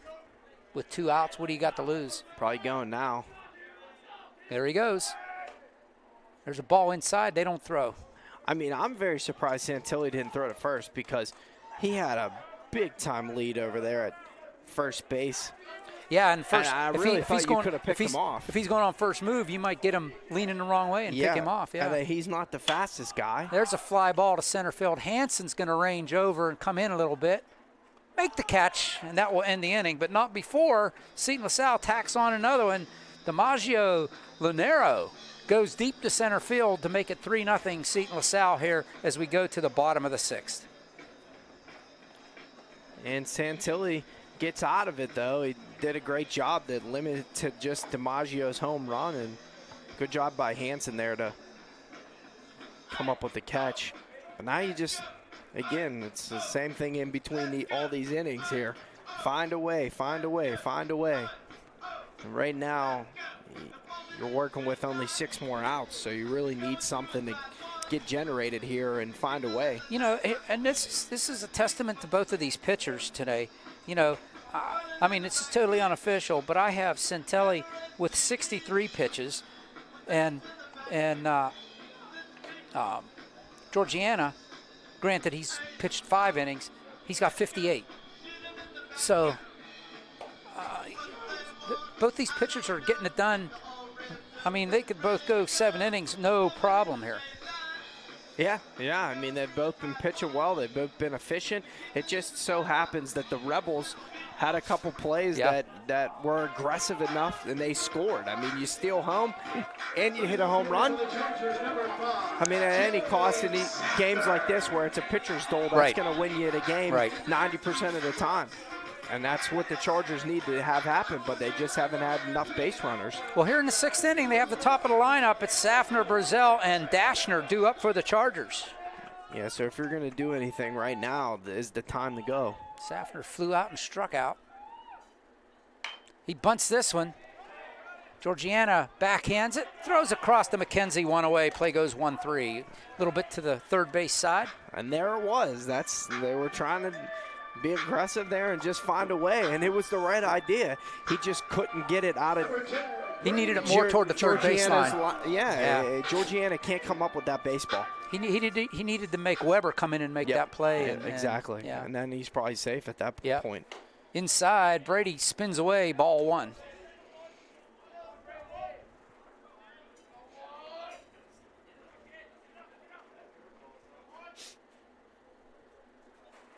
There's a fly ball to right. Myers ranging over toward the line, still coming. He'll make the one-handed catch. And there's 2 away. And just like that, there's your 2 outs. Pretty quick. Joey Dashner, he came in to take Brandon Brazel's place after Brandon went out with his injury. He grounded out to the first baseman his first time. 2 away here in the 6th. There's another one. I thought that was off. Well, I was going to say, isn't that foul? I thought that was off him in the batter's box. And Joey's telling the umpire that down at first base. That went off his foot. I thought that went off his foot in the batter's box, and they're talking about it now. I was absolutely right. Couldn't he see the way that bounced out of there? Just the way it bounced off his foot. Yeah, I'm not writing anything down here. They're going to talk about this. I mean, that was definitely off his foot. We got the replay for you up here. Wow. They're going to say no. I can't believe that. Yeah, I mean, we got it on tape. That was clear. Yeah, that definitely went off his foot. We got it on replay up here. And the umpires missed that one. That play goes 1-3. Hey, I'll bring the coffee tomorrow. He can bring the donuts while I film session, and I'll show him that one went off his foot. Yeah, it did. Definitely did. I mean, that was clear. You know what? They've made some questionable calls in this game on both sides. Yeah. To be honest with you, because remember we talked about that one play earlier for us where I thought he was safe at first, and they gave him the out play when Schmidt threw it over to first. Then you had the play at the plate that was pretty close. Then you had the other play that they were arguing, the Rebels were arguing. Then you had him coming out of the dugout, throwing his helmet. I mean, you know, and now you have that play. Yeah. Where, I don't know. I mean, that doesn't change the outcome. No, the game not at all. Not at all. But it plays a factor. Oh, yeah. Yeah, because the Charger could still be batting here. Right. You know. Anyway, here we go to the top of the 7th. 3-0 Seton LaSalle. Arik White, 8-9-1 due up for the Rebels. White reached on the field. He's 0 for 2. Reached on the fielder's choice and struck out. His 2 trips.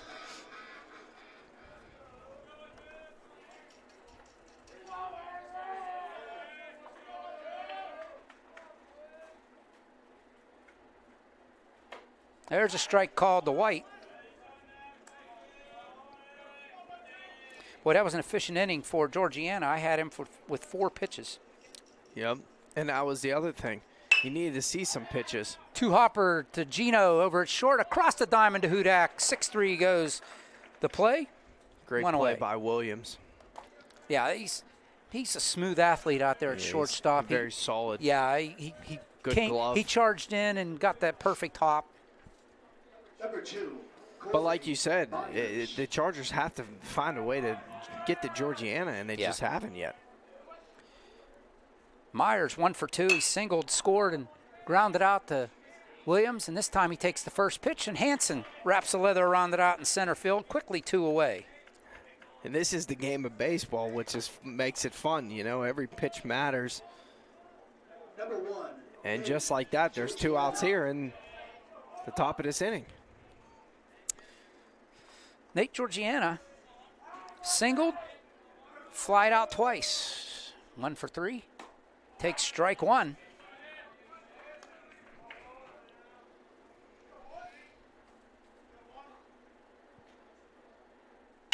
There's one foul wide of third base. Hit that hard. Look out. It hit a fan down there, I think, or it hit something down there. Strike 2. They tried to make a play, but it didn't come up. Oh, is that what it was? Yeah. I couldn't see. She stuck her hand out, I believe, and just didn't make the play. Good effort down there. The ball's 2 strikes.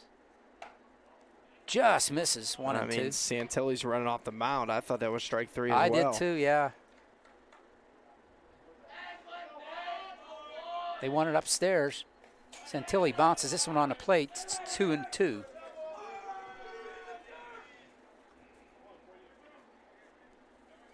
Two balls, 2 strikes, 2 outs here in the top of the 7th. 3-0 Seton LaSalle. Here's the Quinn Santilli delivery.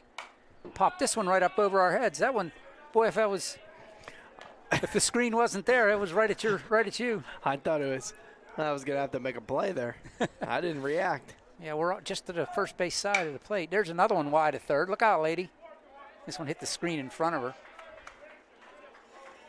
Trying to hit the cameraman down there. Oh, yeah. Yeah, I see somebody, with this with the big old zoom lens. Probably got some good shots today. Just for your perspective, you're looking right from behind home plate, and Christian and I are looking right down third baseline, right dead down the line from home plate. That's where we're at, so on the first base side. That's why we're usually pretty good with balls and strikes here, because we're right above the plate. Pop foul. That one went right up over our heads. Georgiana battling hard here against Quinn Santilli. Still 2 and 2.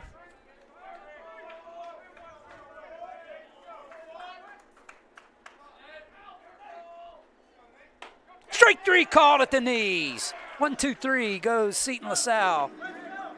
But the Chargers have 3 outs to go. They trail by 3 as we go to the bottom of the 7th. It's 3-0 Seton LaSalle.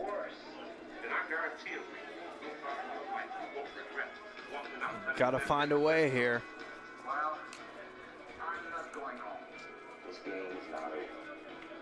Got to generate something. Yeah. Fargo playing a little hype up music. It ain't over. A little motivation for you. Well, when we used to have the videos going, he would show the one the Pirates always do. Well, one of them, the one with the cheers when we're all tapping. Yeah. And then then they show the Hoosiers one, that goes to that where they're clapping. You need to do the one that the Pirates do too when she comes out and she's like, "Listen!" And she starts giving a speech. That's my favorite part. Animal House. Yep. Yeah, Animal House. Yep. Was it over when the Germans bombed Pearl Harbor? Yep. Germans, it's okay. He's on a roll. But you need something. I don't know. We need something. You got to find a way to get Georgiana to make a mistake here, and he just hasn't. Hansen, Garrett, and Williams due up for the Chargers and meter their lineup. So see if they can't get something going here against Georgiana. But I'll give him credit. He's pitched to Dilly. He's pitched a 3-hit shutout so far through 6. Yeah, he's been great. I mean, give Santilli credit too. 8 hits. No, 3 earned runs. Yeah, Santilli's been great too. Yeah. And just unfortunately, they had a home run and they had a stole home plate. Yeah. I mean, and you don't see that much. You know? I mean, this man, he's out there slapping himself in the head. Do you see that? Yeah. I mean, he is fired up. As well as he should. He's pitching a gem right now. Austin Hansen takes strike 1. He's 1 for 2. Singled and grounded out to Georgiana.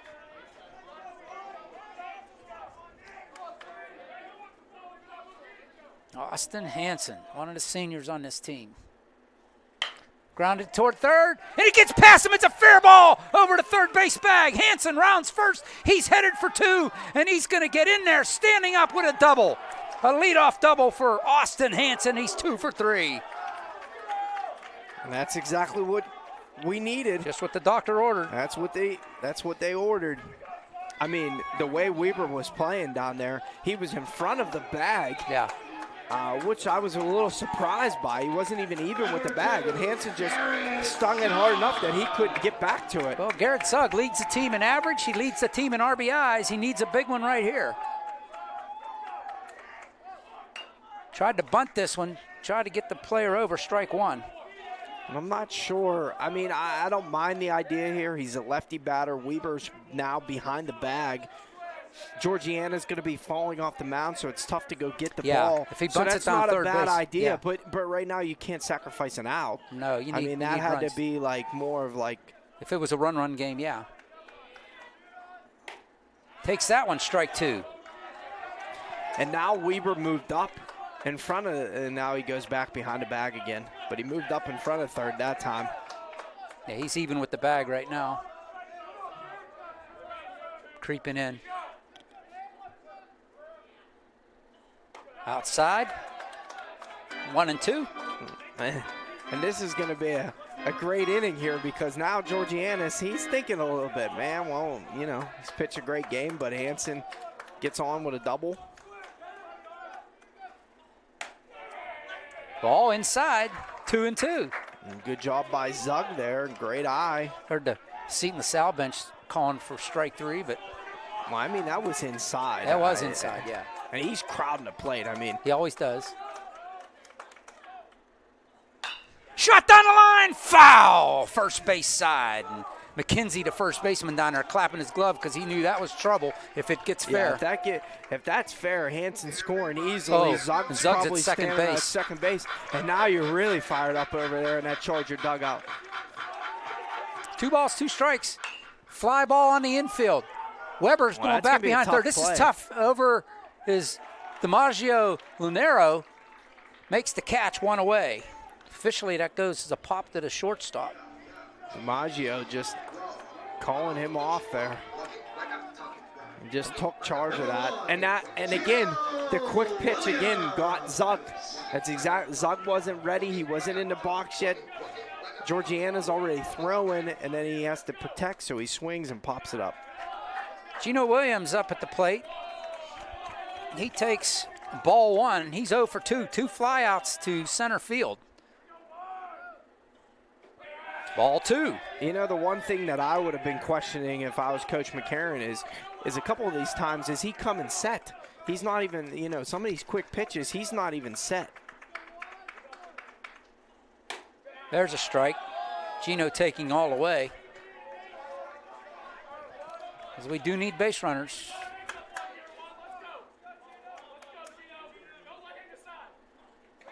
It is a quick set. He is. You know, you see when he's quick, not every time, but there's multiple times where he's quick pitched before these guys are even ready in the box, and he's not coming set. Strike 2. Full count now on Gino.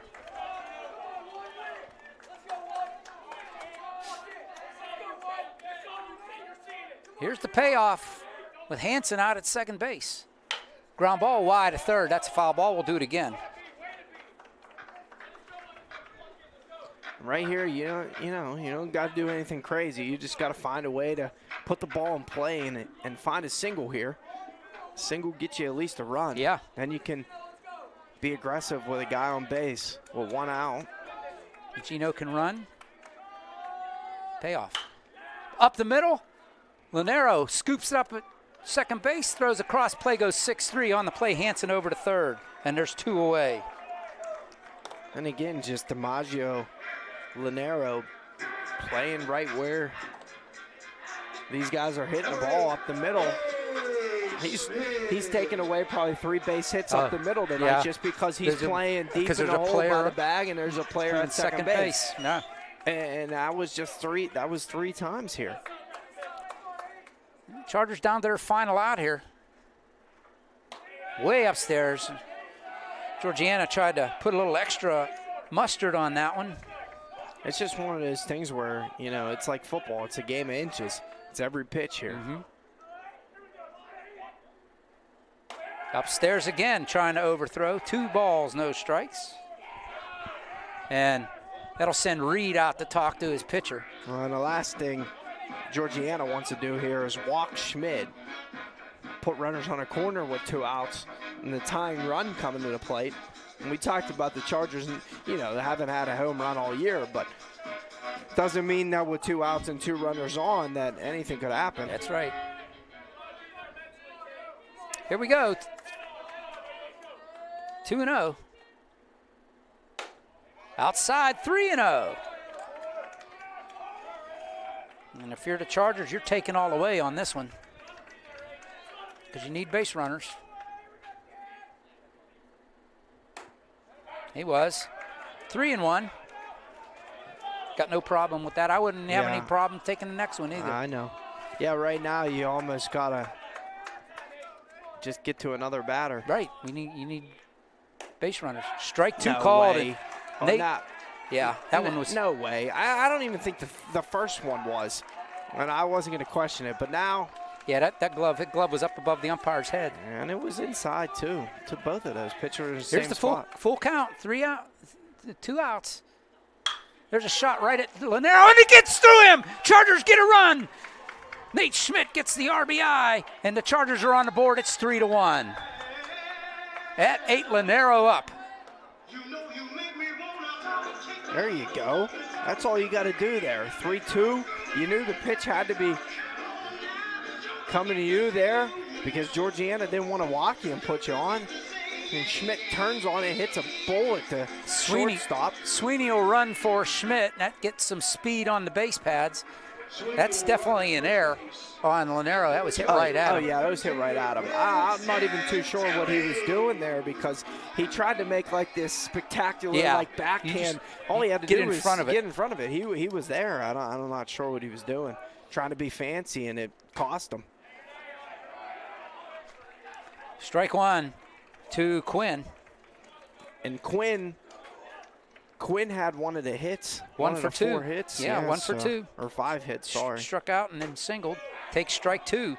Chargers down to their final strike. But that's a quick 2 strikes there. Now you got to shorten up. He's got to find a way here. Help himself out. He had a great day.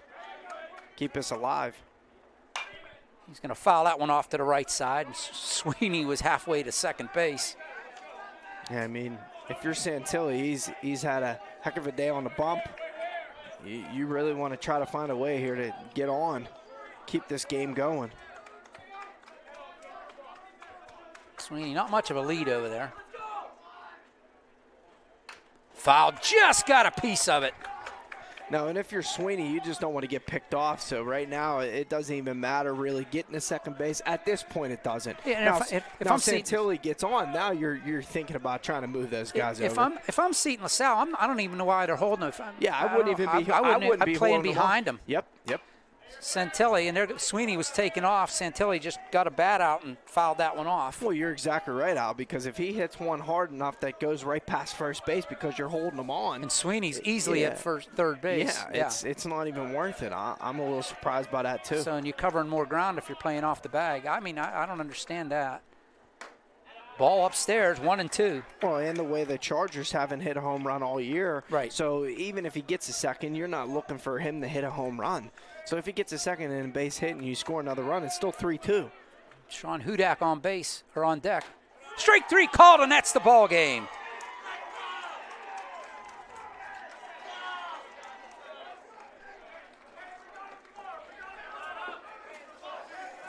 And the Chargers go down 3-1.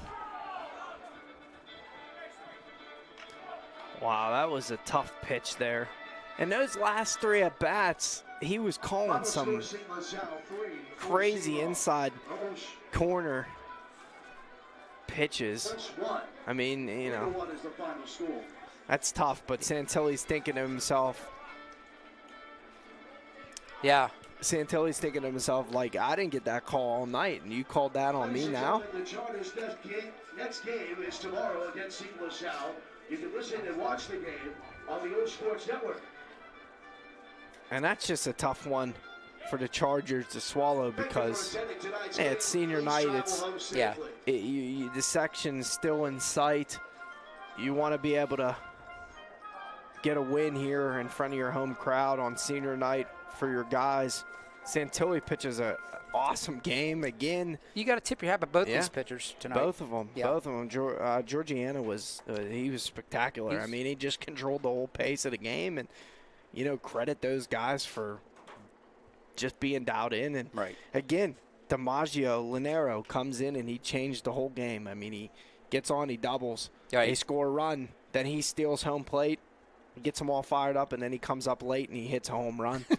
And I mean, what can you say? No, those guys were fired up. This game, you just tip your hat and say, you know what, you were the better team today. Yeah, you were the better team today. We got you tomorrow, and that's the mentality that you have to have. And it's not like the Chargers didn't make plays because they made defensive plays, and they also, had some good at bats, but not as good as we've seen them all year. But they. Just not enough tonight. And then the unfortunate part with Brazel going down. I mean, that was a momentum shift in itself because he hits a great hit, should have been a double. Innings should have kept going. And who knows what happens after that. Who knows what happens after that. He gets hurt. He's your guy that's behind the dish all year. Now you got guys playing different positions, guys out of sorts, out of place. Right. It's a lot of moving factors. Well, Chargers go 10-3 now in section. They are 11-7 overall. Seton LaSalle goes 10-2 in section. They are 12-4 overall. And these two teams will do battle again. And then on Thursday, after tomorrow, the Chargers section season is over. Seton LaSalle still has to play Southside. So that's a big game on their schedule yet that they still have to face Southside. So I'm anxious to see what happens with that one. That'll be at the same time that we're playing Eden Christian. So I do, you know what, I should check and see. Tell you what we'll do. We'll step aside real quick, and I want to check some out-of-town scores and see what's going on. We'll be right back after these messages.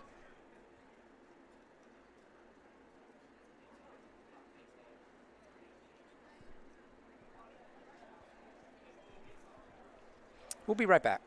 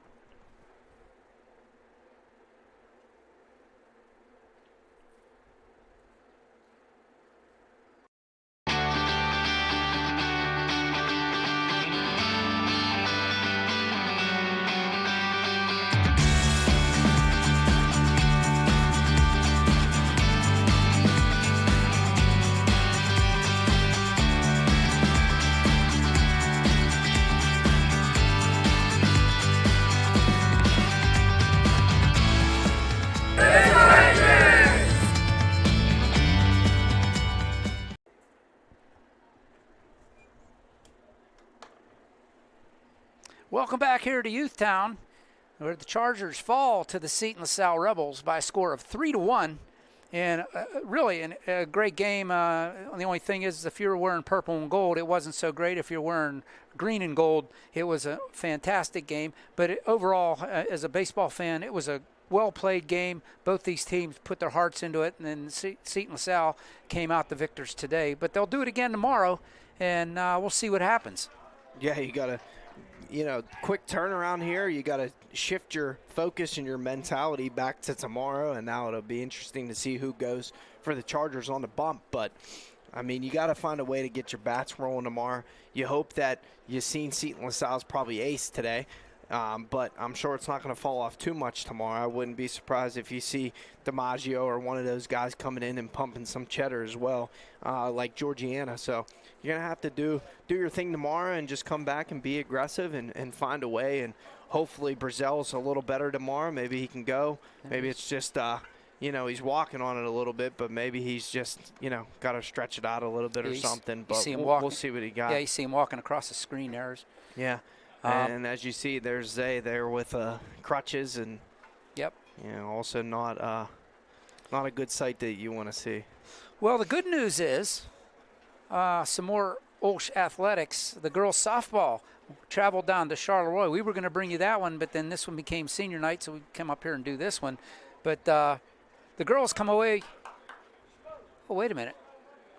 I read it wrong. They lose to Charleroi 5-2. I thought they won 5-2. And then I'm looking here again, and it was a loss 5-2. So right now, I think, let me look at the standings. So the Chargers still on top. They finished with a 10-2 record, and Charleroi still has some games to play. The worst that the Chargers can be now is co-section champions in softball. So congratulations on their season, and the Chargers still have some work to do, but the baseball team. But I do see that they are playing Union here on Friday, so we're going to talk to the crew and see if we can't get them on the docket so we can bring you that game. So we would have games on Thursday and Friday for you as well as tomorrow. So before we go into the postseason, but we'll have to see who's available and what we can do on that one. So, but I just saw that they added that one. So, but anyway, here tonight, what a game you saw. Unfortunately, the Chargers come up a little bit short. But credit to Santelli, credit to Nate Georgiana from Seton LaSalle. Two great pitching performances. Both of those guys were terrific, and the Rebels just got one today, and hopefully tomorrow the roles are reversed and the Chargers find a way to pick up a W on the road. Yeah, the Chargers scored one run on 4 hits, and Seton, and they committed 1 error, as you can see there, and you have them up with 5 hits, but I had them with 4. But well, the last hit, you probably didn't mark down the last hit we got. Did you mark down the last one when we scored the run? Oh, I gave him an error on that. I gave Lanero an error. Oh, maybe that's what. Okay, so that's what it was. I'm looking at the score. It would have been that and that. Right. That's what I got. There we go. Yeah. There you go. If you're watching the screen, yeah. If you're still on the air. Yeah. So. There you go. So it's Seton LaSalle 3 runs on 8 hits and 1 error, or no. 1 error for them, and Chargers 1 run on 4 hits and no errors. Yeah. So well played game. So neither team needs to hang their head. They can be proud on what they did. And just have the Chargers have to come out tomorrow and like you said. In my eyes, it was just they were the aggressor. Yeah. I mean, it's really what it came down to. Now they had a couple more hits than us. It looks a little bit more even, 8-4, because you got 2 more hits late, because it was really only 2 up until the 6th inning. But they just had, again, the energy and the momentum was on the Chargers side to start the game because it was senior day. Everybody was fired up. You made those 2 plays at the plate, right? And you came out and you got guys on in the first inning. But then when Brazel went down, and then after that inning, it kind of deflated. And then when those guys made those 2 spectacular plays, and then you steal home like that, right, that got them guys all fired up. And then, later on he comes up and tattoos one. And so, that just fired those guys up, and they were able to be behind Georgiana, and he'd pitch a great no, game. he could pitch great. I can't say enough about that. Yeah. But I'm anxious to see what happens tomorrow. And as you brought up, I'm anxious to see. We both talked about it during the game. Who's going to pitch for the Chargers tomorrow? That'll be the big question. But you can tune in tomorrow. 4 o'clock is first pitch. We'll be there to bring it to you. I definitely will be. Christian's going to try to get there, and we'll bring you that one. Matt was supposed to come, but something came up at work, and he's not going to be able to make it. So. But we'll bring you that one tomorrow, and in the meantime, we'll make some phone calls and see what we can do about doing the game out here at Youthtown for the girls on Friday after the Eden game on Thursday for baseball. So we'll see what happens. On behalf of everybody here, I'd like to say thank you. Christian, thanks for coming out, and I want to thank everybody involved here at OLSH and at Seton LaSalle for making this possible. I'm LaSalle saying thanks a lot, everybody. We'll see you next time. Chargers lose tonight 3-1 to Seton LaSalle, but still in the playoffs, so don't worry about that. We'll see you tomorrow night right here on the OLSH Sports Network. It's 4 o'clock game against these same Seton LaSalle Rebels. Good night, everybody.